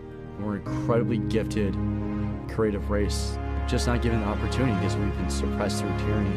I will not be a part of that anymore. These medals don't mean anything to me, and they can have them back. And I choose human life over war, militarism, and imperialism. You are deluded, and your delusion is dangerous, and it is getting people killed. And your attitude, your tribalism, your personal identity, because you choose you want to be an American before you want to be a human being, it's disgusting. Sorry to all of you. Fucking sorry. Yeah, you're right, I didn't serve. You're the one serving. And it's your children who are going to look up to you and think that you're the greatest people in the whole world. Do you want a better life for your children, or do you want perpetual warfare? I really see this as sort of a moral decline of the United States of America, the idea that the ends justify the means. We need your oil, so we have every right to take it because we're bigger and stronger than you. That's what they do.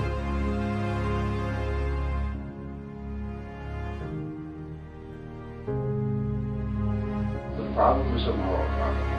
The answer can't be sought or gained by looking to the traditional moral authorities, because they ain't there, folks. And what does that mean? It's only us. This is the stuff that keeps me up at night. This is the stuff that keeps me up at night.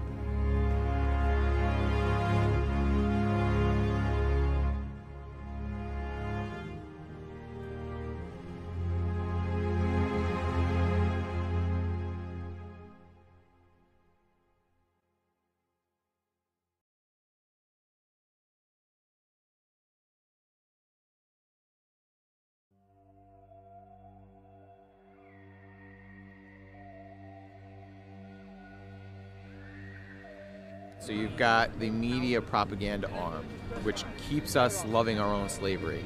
Then you've got the financial system, which keeps us dependent on them.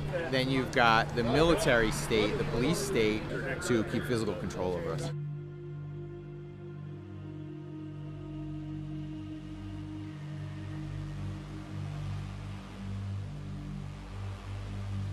The function of the police used to be simply to protect basic rights. And they've shifted over the decades from that to revenue generation. They're pulling you over and they're giving you tickets for not the breaking of laws, but statute infractions. Thank you for swearing to the oath of the Constitution, sir, but this is a statute violation, which is an Admiral Maritime Law. Which is, say that again? Admiral Maritime Law, right? Which is like a sea-bound ordinance. Basically, when you see the gold feathers on the flag, it means you're stepping into a courtroom that's run by Admiral Maritime Law, which is in violation of the common law, which is the constitutional law. By entering into that courtroom, you're agreeing to go before a banker instead of a judge, so that way they levy fines and judgments against you.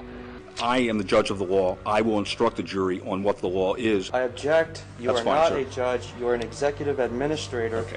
The U.S. Supreme Court ruled there are no judicial courts in America. There have not been since 1789. Judges do not enforce statutes and codes. Executive administrators enforce statutes and codes. All right, we're done. Statutes are just basically designed as hidden taxes on the public. It's just a way to generate revenue. So we've already set that precedent. It's gotten the police able to accept the fact that they are basically revenue generators and not law enforcement officials. I remember what I said before about government programs. The welfare programs are not designed to get people off welfare. They're designed to keep people on welfare and recruit new people to be on welfare.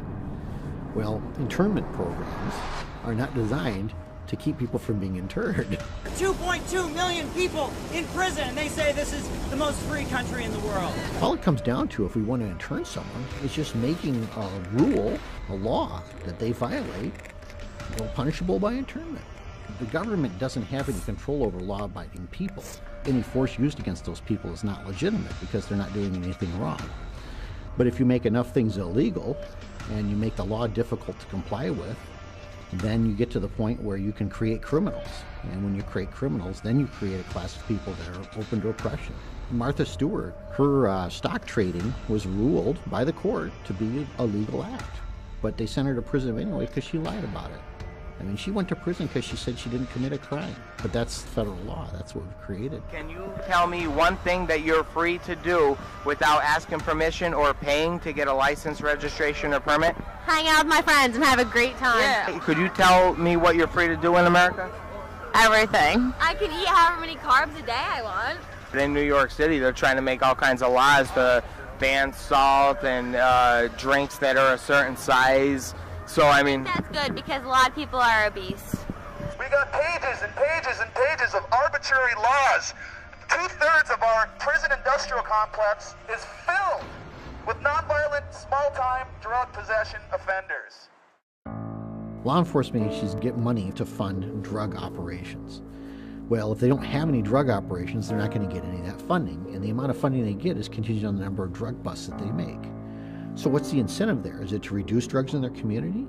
Absolutely not. The incentive is to increase the amount of drug busts they get and push their stats up and then get more funding. Thousands of police officers out there have been convinced that marijuana is the most insidious, horrible drug on the planet. People are using it. Doctors are prescribing it. And yet our federal government still maintains that it's somehow an insidious, dangerous substance that people need to go to prison for 100 years if they're caught with a certain amount of. They're arresting someone with an ounce of marijuana in their pocket and sending them to prison for 5 years and saying, there's nothing wrong with this because they told me that this drug is a threat to my way of life. We've created a class of citizen that can be interned in this country. Any one of us could wind up being moved into that little box based on some new law. There are so many laws that the average American commits 3 felonies a day, and they can arrest you at any time they feel like it. And a cop can pull you over at any point you're on a public street and find something wrong with your vehicle and give you a ticket for it and steal some of your income. And if you look at him crossways, he can put you in jail. And if you don't look at him crossways, he can say that you did and put you in jail. That's the kind of arbitrary authority that exists in the police state in America today. Who are you and what are you doing? Let me see some ID, please. The liberty doesn't come from our government. Sometimes they think they're passing it out, and sometimes they are always restricting as if it's their liberty rather than our liberty.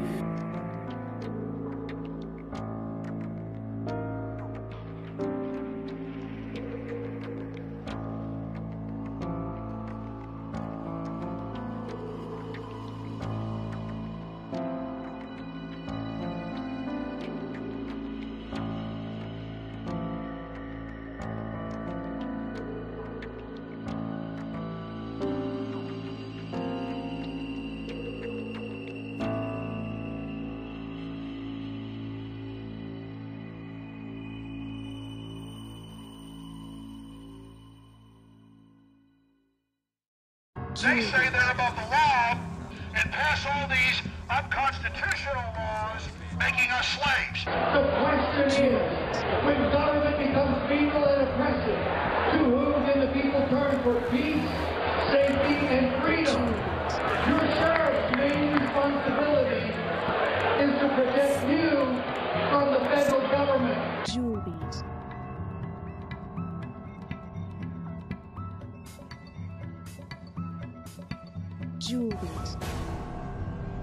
And then we give our police departments military-grade weaponry, assault rifles, we give them armored vehicles, helicopters, infrared. This is what we woke up to this morning. Men with machine guns coming towards us. We see a giant arms race against the American people, but not just here in the United States. Worldwide, governments are massively increasing their spending for domestic control with a standardized police state that they've developed in third world countries that they've invaded and taken over. Close your window, go back inside your house. State police forces that gush at the thought of cooperating with Homeland Security and the feds completely turning the whole concept of our government on its head by saying that the federal government is here to protect us, when really the founding fathers designed the government to protect us from growth of government. I think militarization is a better term than federalization to describe what is happening to the police force. It just so happens that under the current system of government, it's happening at an increasingly federal level, that the federal government takes control over local police forces while at the same time using the federal government's revenue generation system of printing money or through direct taxation to funnel more money to support things that the free market never would, to continue the racket that is government. Ronald Reagan said the closest thing to eternal life is a government agency, and it's true, because once you give them the funding to do things with, at best, a warped system of accountability, they're going to take that power and trust it in them to keep their own paychecks going, not by serving people, but by serving that twisted system of approval for that funding. Juliet.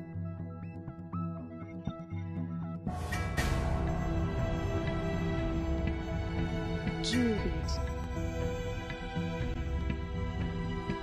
Work for the Federal Reserve? Yep. What's the Federal Reserve Bank around here? It's not. It's not? Nope. TSA agents are on the interstates fighting terrorism with visible intermodal prevention and response, or VIPER operations. Vicki, you know, this was a massive operation really bringing all federal, state, and local agencies together to not only do random searches, but also create an army of agents on wheels. It's all, in a way, starting to blur together.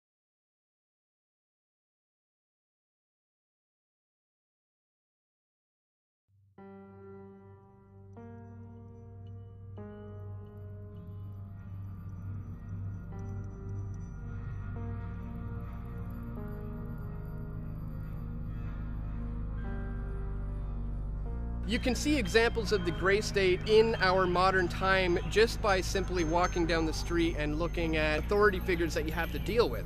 You can see that a lot of authorities are becoming more militarized just by in the way they look, in the way they act, and the way that they treat us. If you have an honorable discharge from the military, it's pretty easy to get a job in any police force in America.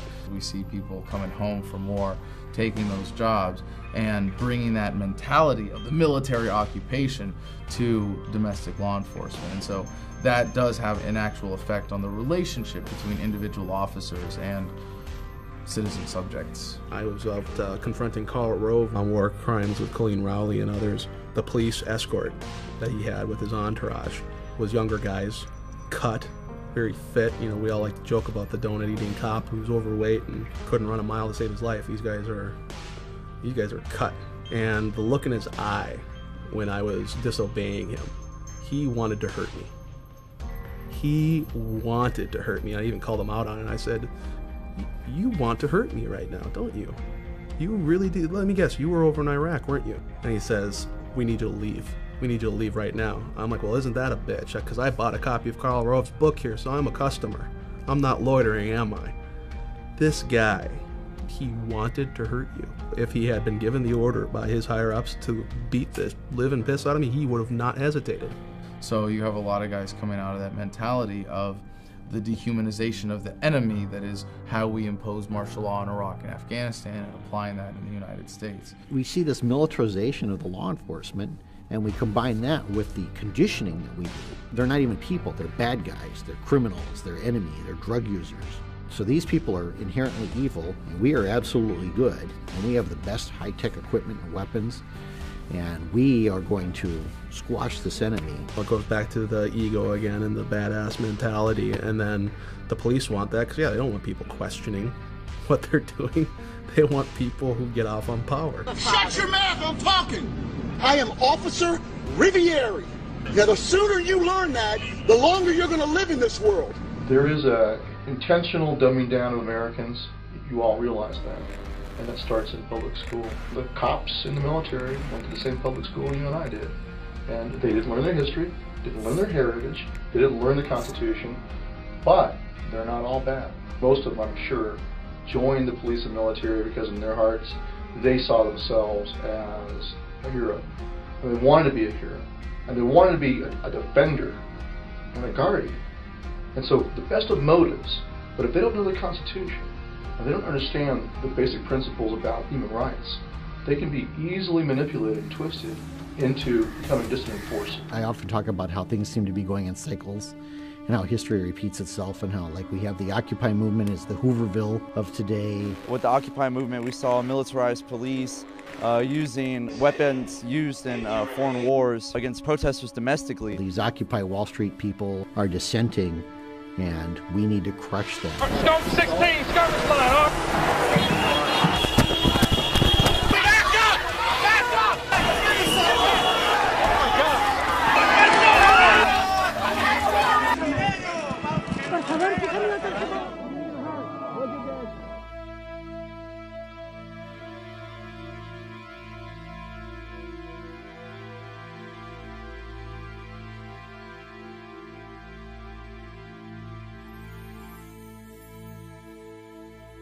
And you saw rows and rows and rows of militarized police, and they assemble and put their shields together and start beating their shields.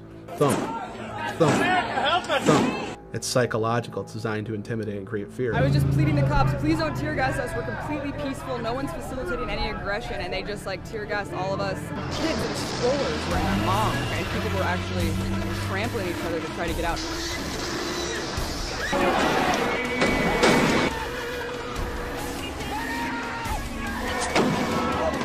I've had conversations with police officers before and asked them about what's going on with Occupy Wall Street. Like, is this right? You know what most of them say? No, that's not right. They can't do that. I'm like, so why are they doing that then?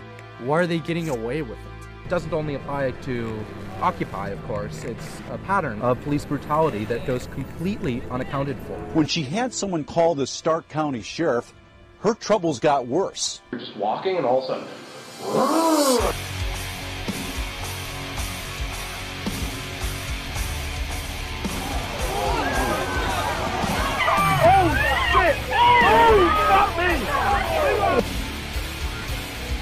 Without a warrant, commandeered my vehicle, searched and seized my home.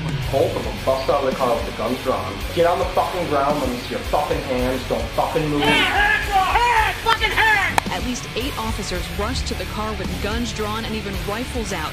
Then one fatal shot was fired.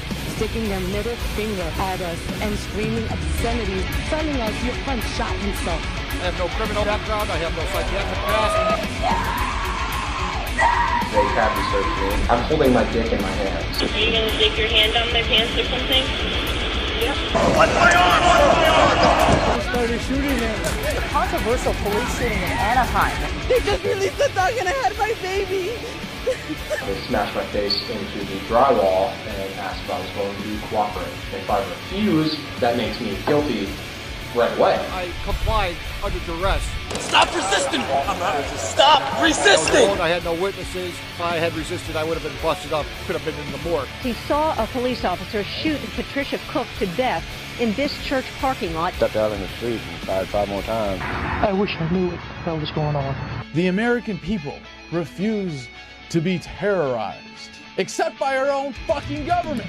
As an American, you are 8 times more likely to be killed by a cop than by a terrorist. I would rather go to jail than be dead.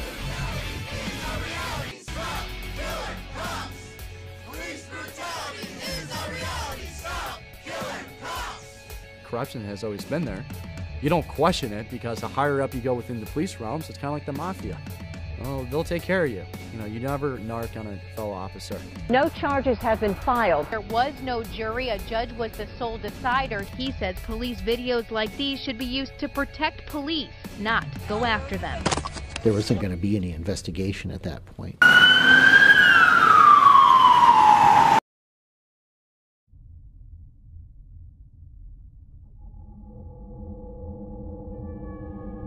When we hear about someone challenging a police officer's authority to search them, they're often dismissed as a kook. You know better than that.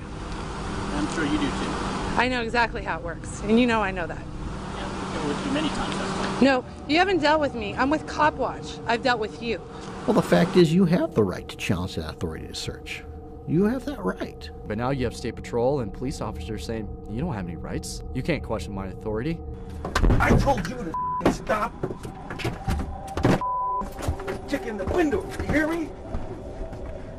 We've had police and law enforcement we talk to and we confront them with facts about what's going on. They say, I don't know and I don't care. I think we're at a point with the economy where they don't give a shit. I don't think they're trying to justify it morally. They truly don't give a shit. It's the idea that I have to do this, it's orders, and if I don't, my pension's gone and my career is over. Your livelihood, the economy, and I can stand up for that, but then how am I going to provide for my kids? It's pretty easy to abandon the rule of law when you're following the rule of number one, which is take care of you and yours. I think that's the modus operandi of most police. And then you have the truly sadistic 10% of them who just simply get off on it. Not only do they just not care, but they revel in it. It's the idea that, it feels good to be dressed up like this. It feels good to have power over other people. There are, yes, sick police officers and individuals within government who get off on exerting authority unjustly and get off on violating your rights. But that's not the driving factor. That's a consequence of the scam that is government and of the statist paradigm. So I see that all over the country now. I see the police increasingly becoming militarized, very, very aggressive, and the idea of constitutional rights is laughable to them. I never got an order. No, I'm not shutting up. You cannot shut me up. I know my rights. I don't give a shit. It's the First Amendment issue. I can take pictures. It doesn't matter. You get off my property. I need to see your ID. This is a police state. This is a police state. Greg Steffi and his wife Hope are accusing deputies of using excessive and outrageous force, an allegation the sheriff denies. It's just wrong that they do this to people. She called for help. She asked them for help, not for this. There are cops out there that are justifying that to themselves every day. Well, unfortunately, we've seen a lot of people just mindlessly following orders already. It's just amazing, this divide between cops and citizens and activists. And it's sad. It's sad that the fight has gone between, who we're really trying to fight is the power elite that are creating these policies, and they've made it against cops versus us, and that's really, cops are part of us. They just don't realize that this is happening. It's not necessarily the police that are our enemies here. It is the people that are controlling them. It's the people behind the scenes that are making them do these outrageous things to us on a daily basis. All these things are being used and they're being justified by this war on terror, this war on drugs. And the question is, why does the federal government feel like the solution to these problems is to declare war on us? We will again set an example for the world that the law is not subject to the whims of stubborn rulers and that justice is not arbitrary. Shortly after 9/11, within a week or two, there was a bill brought to the floor that had been floating around the Congress for several years, but it never had enough support and they couldn't get it passed. But after 9/11, they said, now is the time that we'll pass this wonderful bill that's going to protect the people, the Patriot Act. But if they had called that repeal the Fourth Amendment Act, maybe it wouldn't have passed so easily. There are no shortcuts to protecting America.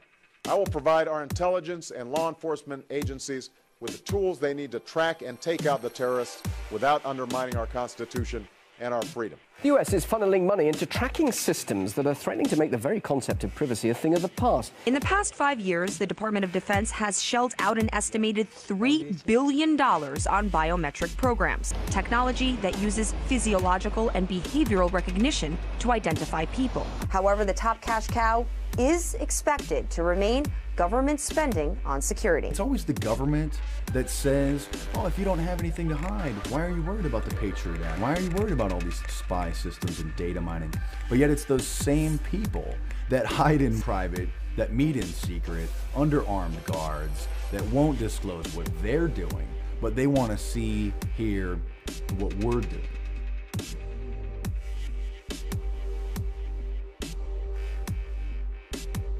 New televisions have cameras and microphones built in them, facial recognition scanners, audio, voice recognition. So that is an open video camera and an open mic in your living room, in your bedroom, that any sophisticated hacker or the government could and do tap into at any time. In New York City, they're implementing iris scanners. It's actually an app for the iPhone. Long-range fingerprint and iris scanning are reportedly also being explored for the U.S. toolbox of tracking. However, scientists are reportedly developing new technology aimed at identifying anyone from much greater distances. We are 5 years away in New York from zero privacy. They're trying to push through being able to take our blood now, too. Treat it like you're in a maximum security prison. People thought that drones were just in Afghanistan and in Iraq. Now they're in America. Now they're arming them. Now they're putting facial recognition scanners on the drones. The NYPD is mounting body scanners, like in the airports, to the back of patrol cars,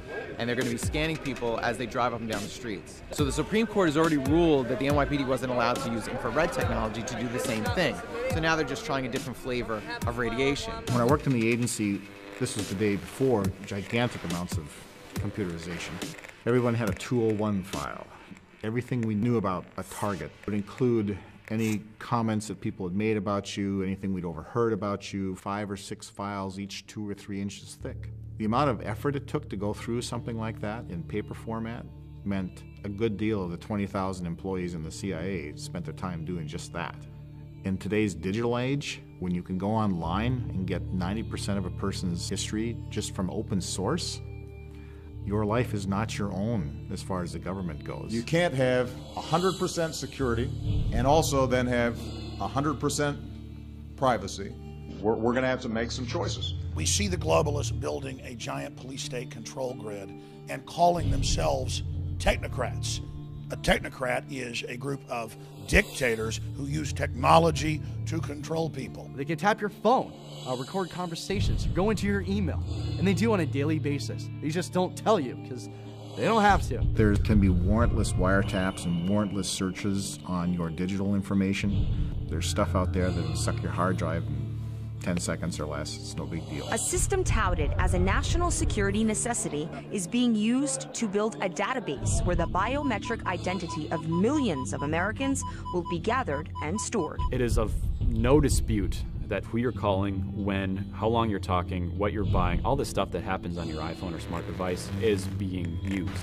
Now, at the time, there's no legal oversight as to what these fusion centers, as they're called, there's no oversight as to how they're going to use it, but it's there. So they're fusing databases, which is the concept of a fusion center, from driver's license, criminal databases, social networking they've added to that now. The CIA could care less about all these social media because it's not sort of objective reporting on people, but the people who really care about that are commercial entities. And they're leading the way on the science of extracting all this information and coming up with algorithms to explain this person believes this person believes that. Computer algorithms that they're using can track most people's habits and what they're going to do within a 94% accuracy rate. Google boasts about that. Of course, now the CIA has noticed that, all right? And all they simply have to do is buy a commercial off-the-shelf product to find the people they really want to find. So if I use my iPhone to purchase a product, it's flagged, it's under suspicion, I'm going on a list. That will be, tucked away for a later time. That means that people can collect it and then look at when they want to. And they may only want to when all of a sudden you say, hey, I object to this. And they go, oh, well, let's take a look and see what would make you object to that. Let's see why you don't like what we're doing to you. You haven't committed a crime yet, but the second that spectrum of crime shifts over to include whatever it is you are doing, they do know where you are. If you become a political enemy to somebody, or you have an ideology that people don't like, look, right now there's a war on raw milk in this country. So if I drink raw milk, then I'm going to become an enemy of some industry, the FDA or the USDA, and now I can be targeted politically. It's happened. People being targeted by the police state because of their political affiliations. People's children being taken away from them because they're critical of the government. If I go and try to find out something about you, and I have to do extraneous measures to do that, there should be no objection from you, because if you're not doing anything wrong, what have you got to hide?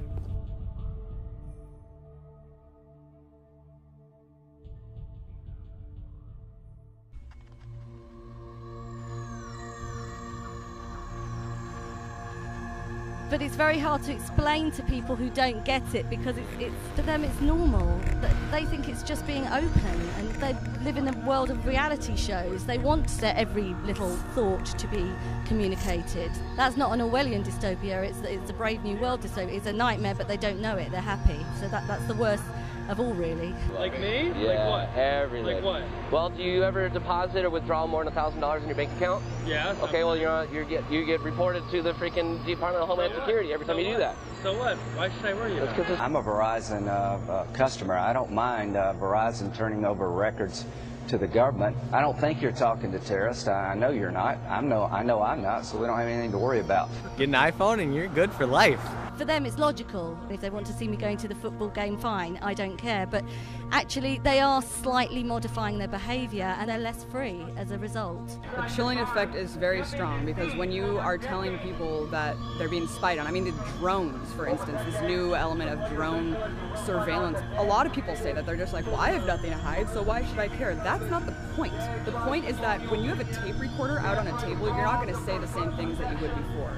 You're not going to dissent as much. And that's the real suppression.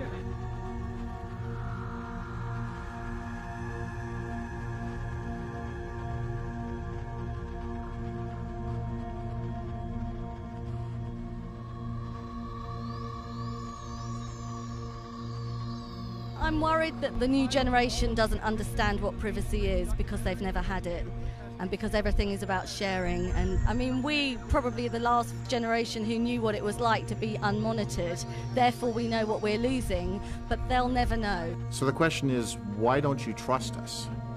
And I tell people, because I've been one of the people who are supposed to protect America.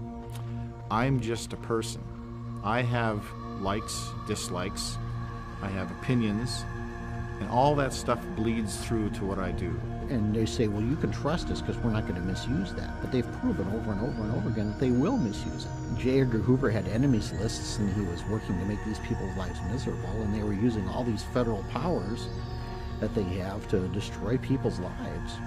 By sifting through this so-called metadata, they may identify potential leads with respect to folks who might engage in terrorism. Well, we all know that their definition of terrorism in every government, every dictatorial regime, inevitably starts going into the area of people who criticize what the government's doing. When you become a political target of the gray state, they're going to use anything they can. So if they have a total surveillance state, but they can just look at your Facebook page without a warrant, now they can use that against you. And I'm convinced there are certain politicians out there that if they could put their political opponents into camps, they would just do it. They haven't crossed the line to where that would be possible. But what they can do is they can change the way people feel. And I'll offer an example of this: smoking.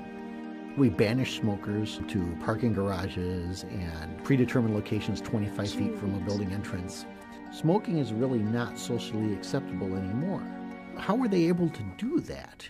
And the answer is that they were able to pass more restrictive anti-smoking laws because they were able to make smoking socially unacceptable. If they had the authority to do it, if they could do it, if it were socially acceptable for them to do it, they would take their political opponents and round them up and put them in internment camps. People say, well, that's ludicrous. No one would ever actually do that. Well, we did it. During World War II, we did it to the Japanese Americans and some German Americans as well. In fact, we even called them concentration camps. England did it in Ireland during what they called the Troubles, euphemistically, where they would intern people at what they called Her Majesty's pleasure, which means they would keep people interned there in prison indefinitely. Now we're saying, well, we can do that too. All we have to do is call someone a terrorist and we can lock them up pretty much as long as we want.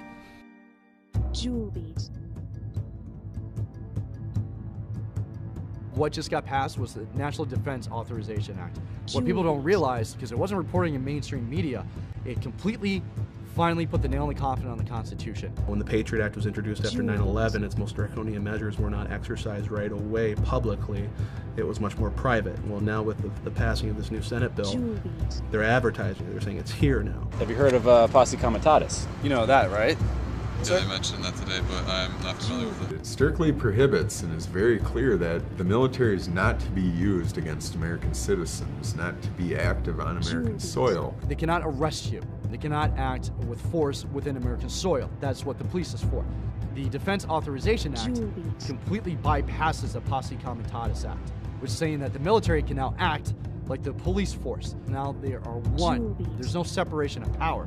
Being military police, we don't feel like we're being used, because that's kind of our job too. Yeah, but not on U.S. soil, right? Actually, we're going to be certified as U.S. soil. Law enforcement? Everything they go through to be certified, we're going to be doing the same thing. It's almost like we'll be going through the academy like they did. What they're doing is turning the United States into Iraq, and that's really no exaggeration. The same legal structure that applies in Iraq under the laws of war is what they're claiming to be able to do here at home in the United States. There's no legal barriers anymore as far as they're concerned.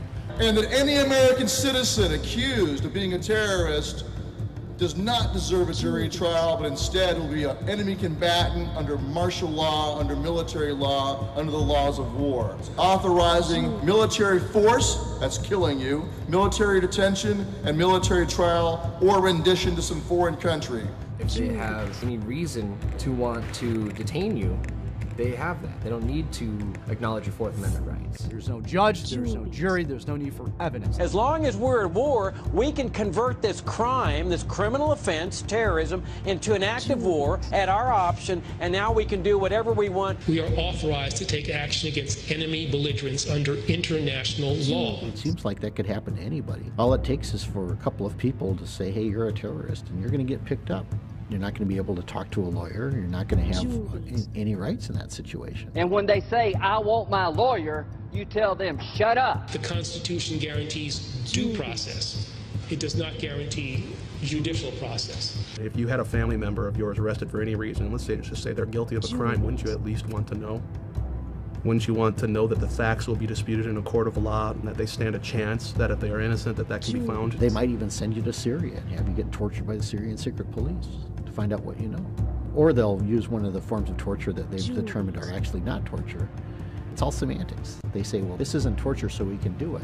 What they're saying now is this isn't internment, so we can do that too.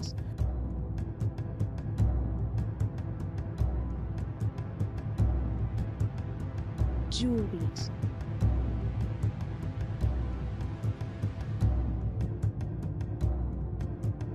Juliet.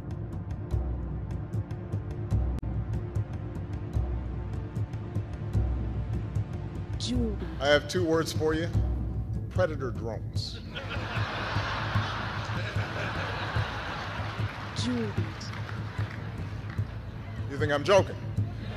The Nobel Peace Prize winner has just announced and authorized that he has told the CIA that it can assassinate American citizens in violation of federal law and in violation of treaties to which the U.S. is a party. They don't write these laws not to use them. I mean, where does he get this power? He had al-Awlaki and his son murdered. These were American citizens. Awlaki is a terrorist. Probably the most significant risk to the U.S. homeland. We certainly want to neutralize him. It's a huge change of presidential powers that has occurred It's because totally of right. It's totally constitutional. It's the one thing right to kill anybody without the due process of law and have a kill list. Are you kidding me? President Obama has used more targeted killings than the Bush administration ever did. This is a program that amounts to the executive branch saying, trust us. But when the president can kill whoever he wants, then he's not a president anymore. He's a king. His citizenship should no more serve as a shield than a sniper shooting down on an innocent crowd should be protected from a SWAT team. And these guys probably are bad dudes, and that's how it's used right now. But if you study history and you know that you allow this kind of abuse of power by the federal government, you undermine the rule of law, I fear what happens to us down the road. Germany, China, could only dream of what the United States just did, because this just opens the floodgates for oppression and tyranny. The United States just 50, 60 years ago was the example of the world for freedom. Now you notice our criminal government never criticizes Russia or China anymore because they can't. And China passed its own NDAA and said, hey, we can arrest and kill people secretly too. Look, the Americans do it. It's just codifying into law that the United States Constitution and Bill of Rights are null and void. We don't care what your guys' intentions are. We know what this can be used for later on, you know, because there's a reason you don't chip away at liberties, because at some point you end up with a tyranny. The minute you stop fighting for that freedom, it's going to diminish and ultimately disappear. And once it's gone, we're not going to get it back. I got 3 kids. I want them to grow up with freedom. Don't you want your kids to have freedom? They're not going to have it. What I don't understand though is how come more people aren't awake to it when it's so blatantly obvious to so many of us. Is the conditioning really that pervasive?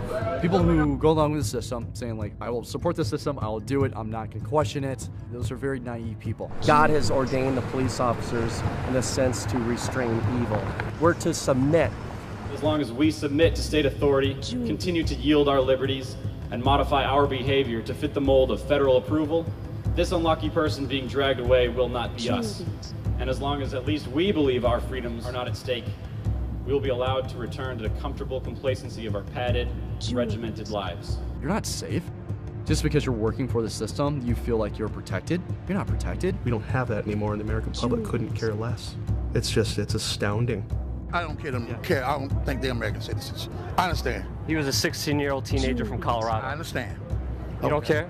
Really? No. I support it completely. You support it completely? So indefinite detention for Americans and assassination of Americans, absolutely, because Obama said it. Absolutely. All right. Happy 4th of July. Why should people give a shit? This is our country. This is our home. And we have rights given to us by the Constitution. Without the Constitution, the United States is just another piece of property, and that's it. To the best of my ability. Preserve, protect, and defend.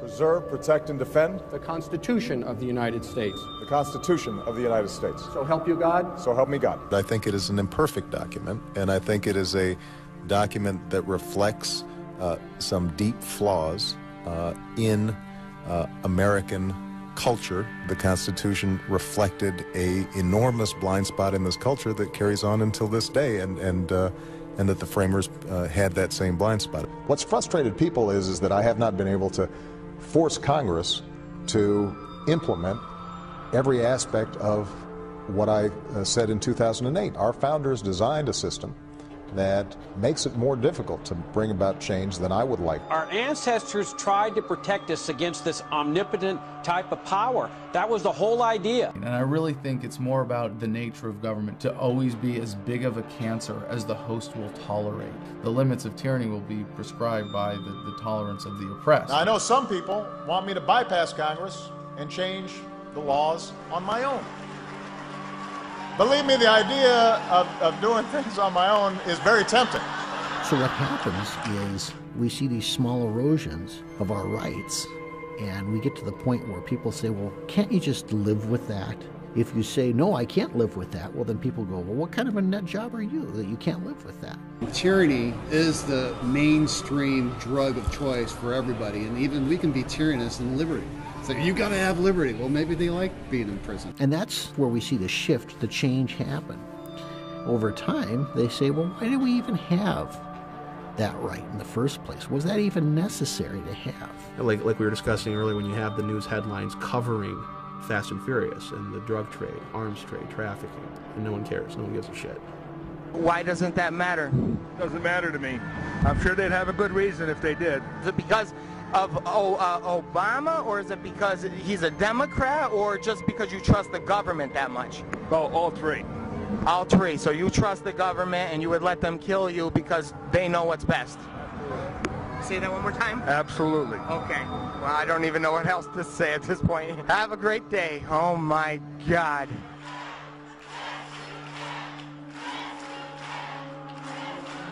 The gray state is inevitable. It's coming. And technically it's already here.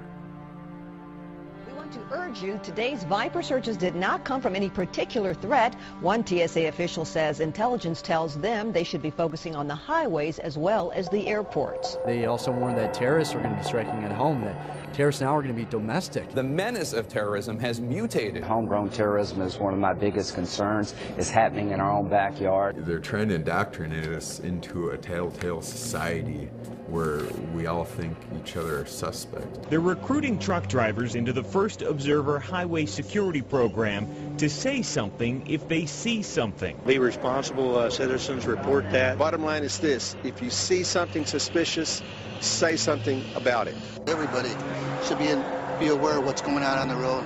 Close to 1 million Americans signed up on this list saying that they will report their neighbors to the government. You have financial rewards if you spy on your neighbor. In some cases, you're required to. We can reference the story of the city in Vietnam. In one night, Viet Cong rolled in, rounded up 4,000 Vietnamese men, and had them all executed by the next morning. And the CIA just could not figure out how they did it. Well, the answer is they have a system of informers. And what are we being taught to do?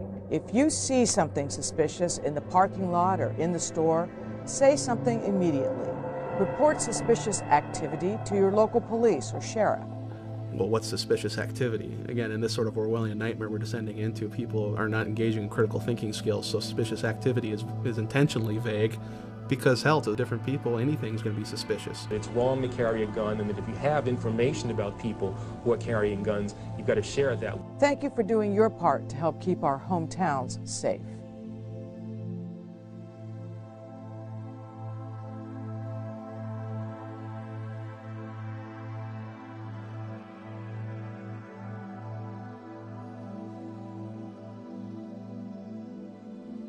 Those who have become completely and utterly dependent upon the government for literally life to live. You look at food stamps, welfare, say what you want about the compassion behind these programs.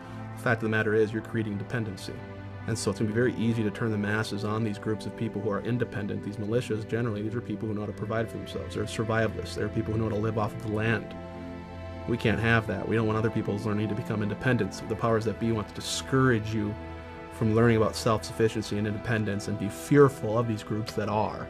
They want to attach to us these labels and social stigmas so that the general public is going to look at, I don't want to have anything to do with that. And you see folks waving tea bags around. The threat these groups pose is evolving. We see these people being portrayed as being on the fringe, unstable, or even dangerous. And what we're doing is we're making the dissent socially unacceptable. There's going to be small pockets of resistance as the economy gets worse.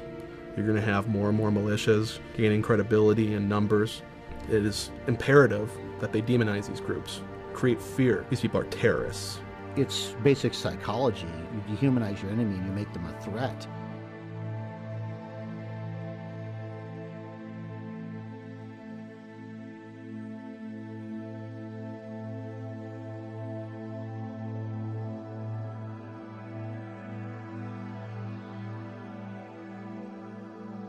During World War I, there was an organization called the Law and Order League. They would go out on the streets and they would round up men who were the draft age and would force them to prove that they had either fulfilled their draft obligation or were not eligible for the draft. These weren't even agents of the government. These were just people.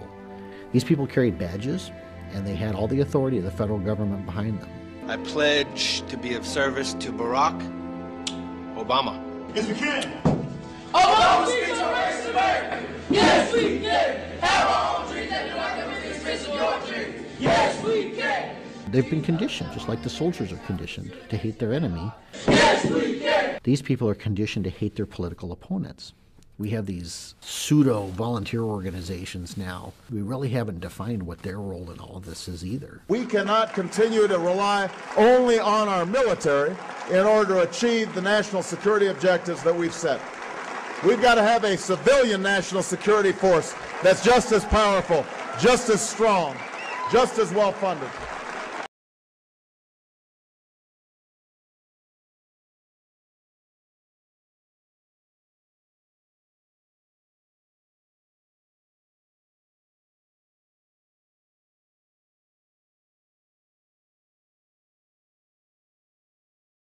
Now we begin to appreciate the magnitude of our opposition. This is not an obsolete single tyrant thousands of miles away who threatens everyone's freedom publicly, but a convoluted mess of legislation and social evolution whose enforcers believe that they are working in the best interest of all and whose ranks are filled by our own friends and neighbors. They say revolutions are won by the 3%, and that may be true. But the gray state, the real gray state, is the 97% who will not have their entitlements threatened by a minority. And at the first sign that these government subsidies will end, will finally act to betray us. It's kind of working against us to care about other people. As long as they're safe, as long as they're okay, as long as they're not being searched, as long as they're not having their stuff taken away from them, I've got mine, I'm okay. And next thing you know, you've got people showing up on your front door saying, it's time to go. We changed the law and now you fit. Police department, at your home! What we have now is the illusion of a free republic. It's called incrementalization. Hitler did not have the Jews rounded up into camps overnight. It was step by step. First they had to show their papers everywhere they went. Then they needed tattoos. Then they needed to relocate to labor camps. Then they were exterminated. To say that these things couldn't happen, which you hear all the time, oh, that couldn't happen, this is America. Who the hell are you? What, because you're American, it makes you somehow different from the rest of the world? It is not unfathomable to believe that human nature is about only a few things: power and control. When they start rounding us up later, it'll be a lot easier for the public to consume that.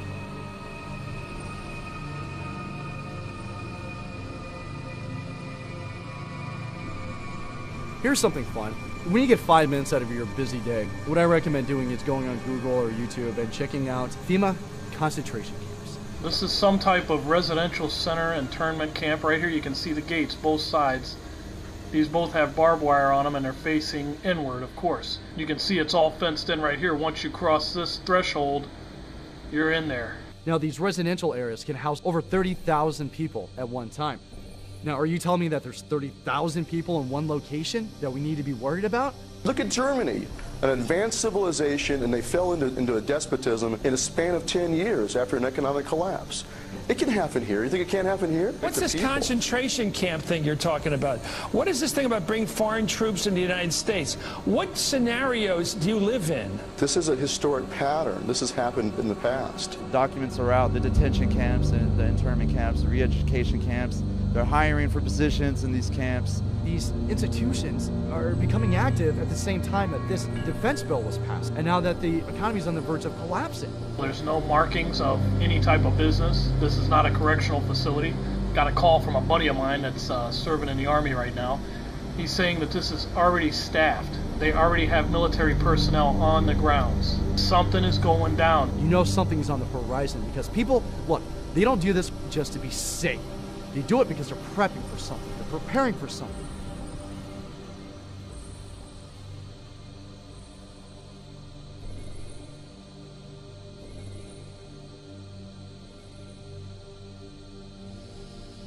They are prepping for an economic collapse, the likes of which no generation has seen in hundreds of years.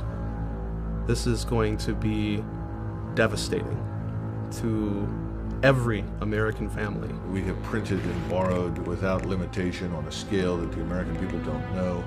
In so doing, we have destroyed the value of our currency and our property. All of these things are going to come together. It's kind of a perfect storm. We are already in the abyss, and our empire is unfolding right now. Our monetary empire is unfolding before our very eyes. People say, when's it gonna happen? When's it gonna happen?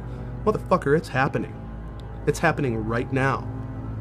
It's happening right now. And what you see happening already in the markets is a reflection of the recognition that we are tied to what's happening in the Eurozone. We've already shipped trillions of dollars over to the European Central Bank in the hopes that they could postpone this inevitable collapse. We are about to plunge headfirst into the third world, the prosperity you and I grew up with, the cheap access to food, clothing, fuel.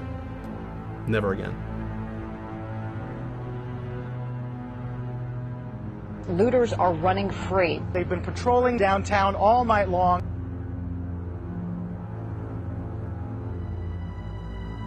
If I could offer anyone advice, get out of the cities.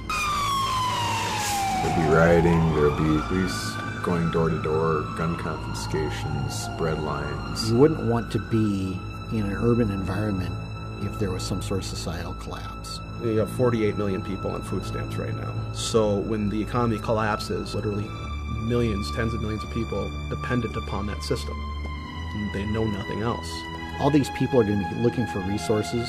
If you have resources they don't have, there are people that are going to feel entitled to try and take them. People surrounded the car. They dragged the driver out and beat him bloody. I had some friends that served with me in the Army who were Cobra pilots, And then they ended up flying Hueys and other aircraft in the Air National Guard during Katrina. And they told me that the whole experience was terrible. People on the ground in New Orleans shot at them. They said it was reminiscent of Somalia. Their lives in extreme danger tonight. Oh my goodness. There's a theory that applies to disasters. It also applies to personal survival, and that's what we call the yo-yo theory. Y-O, Y-O. You're on your own. And if you don't know how to farm and produce food for yourself, to sow and reap, harvest, game over.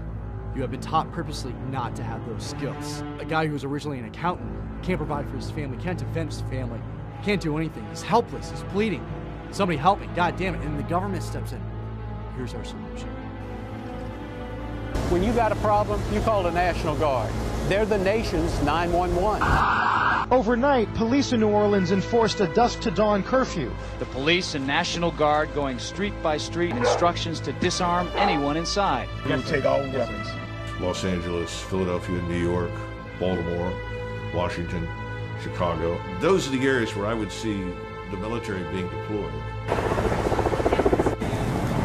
A future where the federal government literally controls distribution of power, food, water, is only one sort of widespread disaster away. You look at Hurricane Katrina.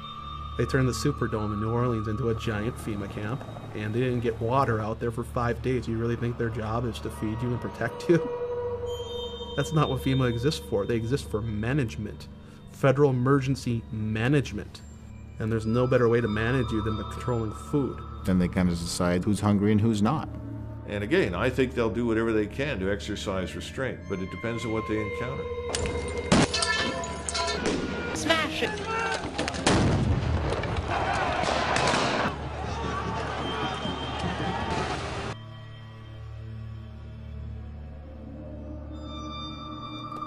It'll be easy then to play off the American public against each other. If you are unable to produce food for yourself, you're going to be more likely to take human life to have someone else do it for you. You're going to be more likely to say, yeah, the government's murdering militia members, but if I don't support that, who's going to feed me? You might have to pick sides someday. Are you going to stand with your neighbors? Or are you going to stand with the government and get fed? What other option will you have? Fabric of society is changing before us. We are definitely looking at a transformation of our society, and it's not necessarily a good thing. And so what we're calling on active duty military and police to do is to simply stand down and to refuse to comply with unlawful orders. But if they continue provoking violence, violence is what they're going to get. That's not what any of us want.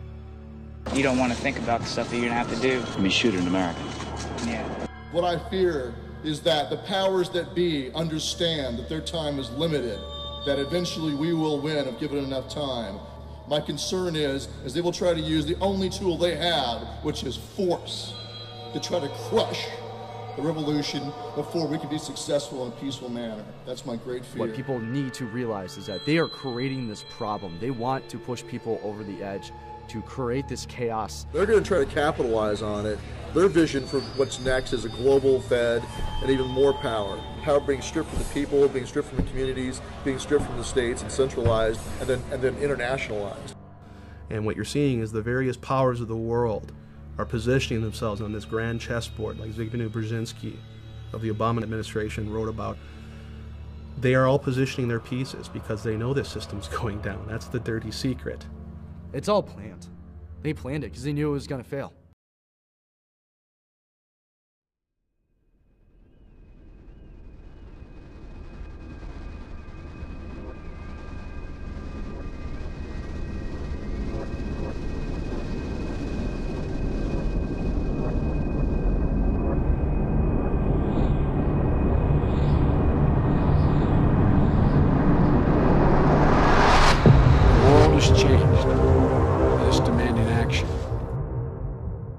The United Nations should play an essential role in stabilizing world population.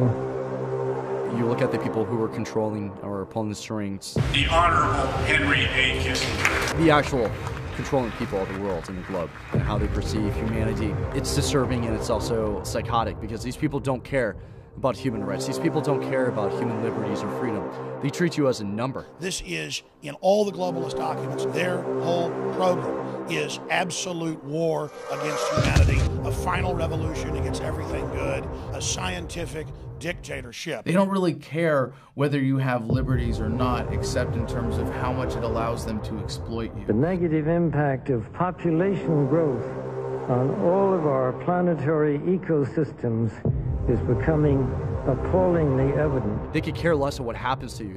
They squeeze slowly any kind of human right or critical thinking from you. These are deep-seated, deep-rooted, evil individuals, a cabal of individuals who have run the world for centuries. We are being hit scientifically. We are in a petri dish. We are under assault. We must resist the takeover. Their allegiance is to the global bankers. Their allegiance is to the New World Order, not to the United States, not to the Constitution, not to freedom. The New World Order has no legitimacy, and that we as the people are not afraid, and we are waking up to the robber barons and the big banks who are looting the economy with the Federal Reserve. Well,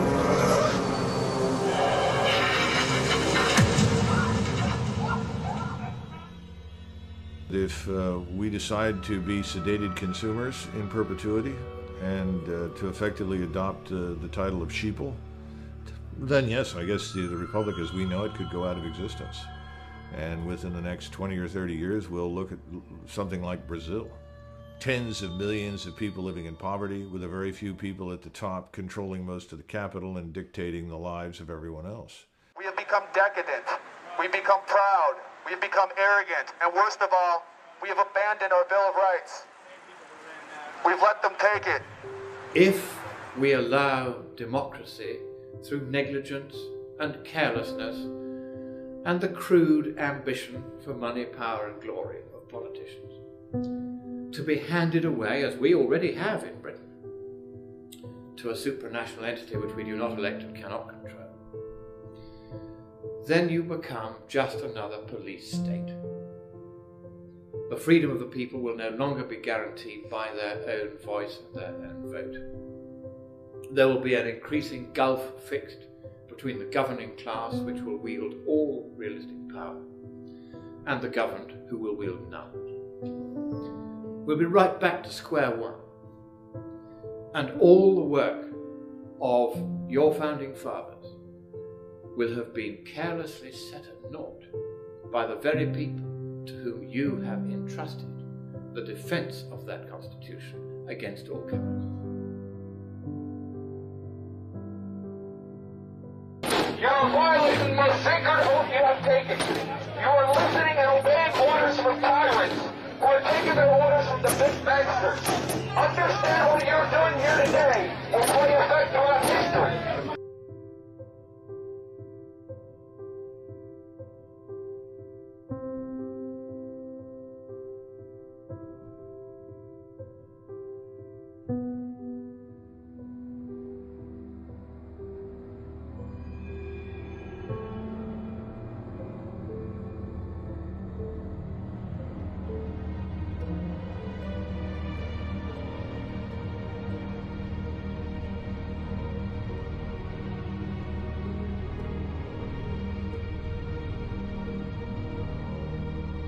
The hour is late.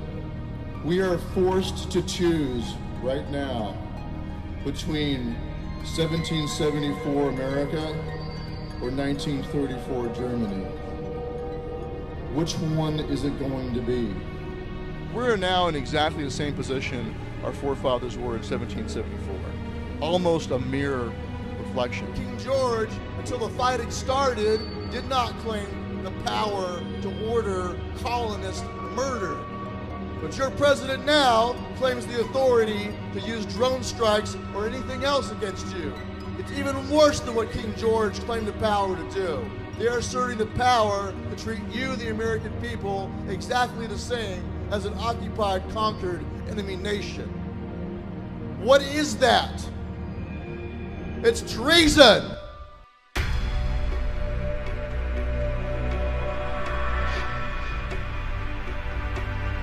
We have three ways to deal with the government. We have the soapbox, we have the ballot box, and we have the cartridge box. If they catch you violating their unconstitutional laws, they will, when they please, send armed men to work their will upon you. And people, innocent of any crime save the one these tyrants created, will die resisting. If it came to the point they started rounding people up, I would resist. I would not go to the camp. I would rather die in the street with a gun in my hand than die in a camp. And if I have to die, I'm going to die a free man. We will not die! You wish to stay free and to pass down that freedom to your children's children. You can do no less than become the lawbreakers that they have unconstitutionally made of you. You are the modern American revolutionaries, but unlike them, all you have to do is preserve what was already given to you by the blood of other patriots. You have to make sure it's not in vain. As long as your heart beats, as long as you draw breath, you have a duty to stand. We will not comply, and we will resist. Accept that fact. Embrace it. And resolve to be the very best, most successful lawbreakers you can be. And you will stay free.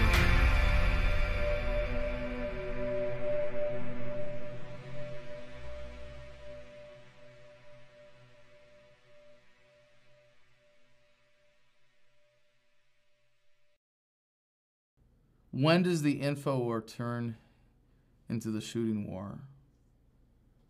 For the individuals who are put in circumstances where they're justified doing violence against agents of the state. It already is. For the people who defended their home against a police invasion were found by the Supreme Court in Minnesota that they were justified in resisting that invasion of their home. It was already a shooting war. For the insurgents in Iraq and Afghanistan defending their home, it is already a shooting war and not an info war. And for people that are directly threatened by the violence of government every day on the streets in the United States, it already is a shooting war. But the way that you defeat it is by winning the info war.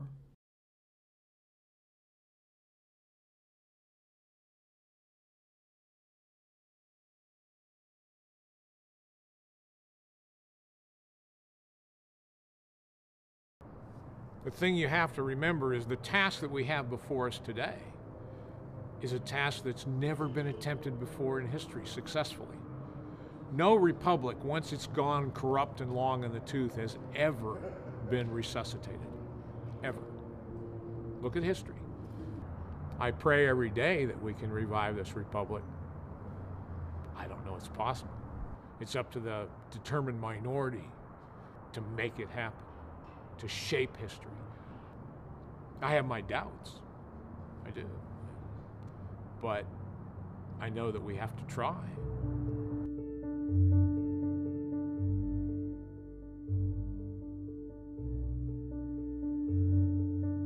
We're coming to a point in human history where statism, I think, is coming to an end because people are waking up to its true nature. Human productivity, prosperity, that the government can never stop, is going to empower us to see past the paradigm of statism. It's a message of empowerment. It's a message of celebrating the divinity in every human being, the inalienable rights that we all enjoy. I could come down to the conclusion very simply, freedom is popular. People, it's not my message, it's a message of America. Zen libertarianism, to me, is something that has allowed me to really fully appreciate the epicness of every moment that I am fortunate enough to enjoy on this planet. If you really understand the physics of reality, the fact that every cell in our body is replaced every 7 years, that at the atomic level there is no such thing as matter as much as there is waves of energy that matter is composed of, and of arranging the molecules in your brain to engage in the rest of the world, to be a part of the universe, to enjoy the experience that it is, to be a spinning wave of energy, a spiral of light that we are as human beings. America you still consist of nothing but free, beautiful, independent human beings, capable of being the alphas of your own lives. The truth is empowering and sets you free. And there is no such thing as government. You can see it for what it is. There's not a police officer, it's just a man in a blue costume with a gun. And the guy in the courtroom isn't a judge who has some superior moral claim to your life. He's just a guy in a black robe. And you're able to see the matrix. You're able to wake up and see all of the code behind the language of society and the way that we think, and to be able to free your mind from that prison of fear and being able to step back and never be caught up in the fears of statism, to be afraid of losing your life, to never be afraid of dying because you come to accept its inevitability. That's Zen libertarianism. At the end of the day, we all die. We're all going to die. No one gets out of here alive.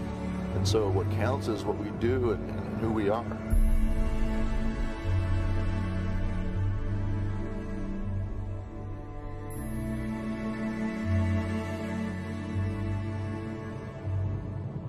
We really need to wake up, and we need to say, we're not going to use violence to enforce this. We're not going to use force to enforce this. We're going to settle this in a more civilized manner.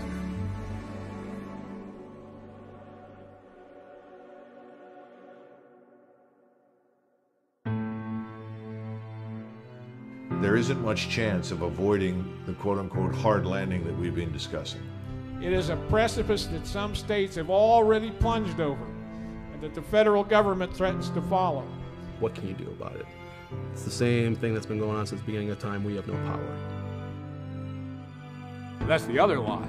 The other lie is that these systems can't be wrecked. It can be wrecked simply by an individual saying no. Let's be a man in America and a woman. All we gotta do is stand up and say no. There will always be somebody who wants to be free and is willing to fight to defend that. Human beings need to be free in order to achieve their full potential. Love is the core of this second American Revolution. We do have the power. It would be startlingly easy to reverse all of this, is what people do not generally understand. The elites in every case always believe they are invincible, and they never, ever are. Regimes always fail, and it's only a matter of time before everything comes crumbling down and a new beginning happens. Freedom and being free will always be there. All we have to do is essentially refuse to play ball.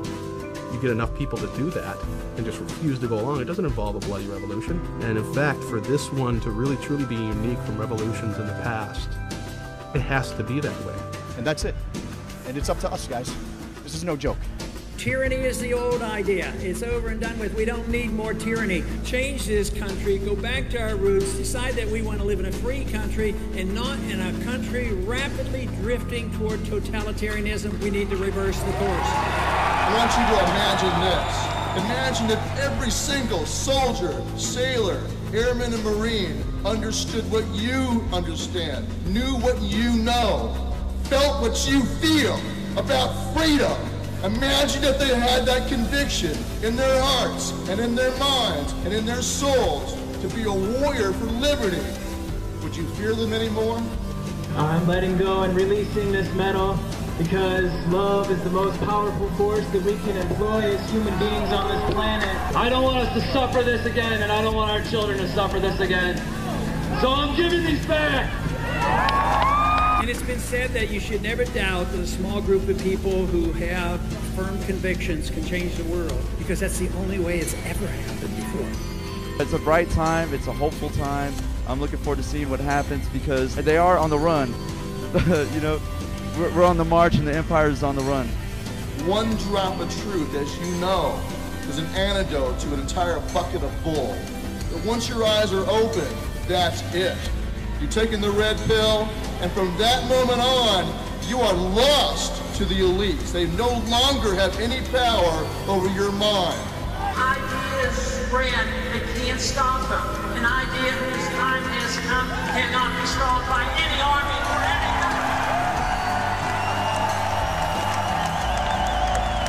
anything. In terms of resistance, Say no every chance you get. Every chance you get, say no.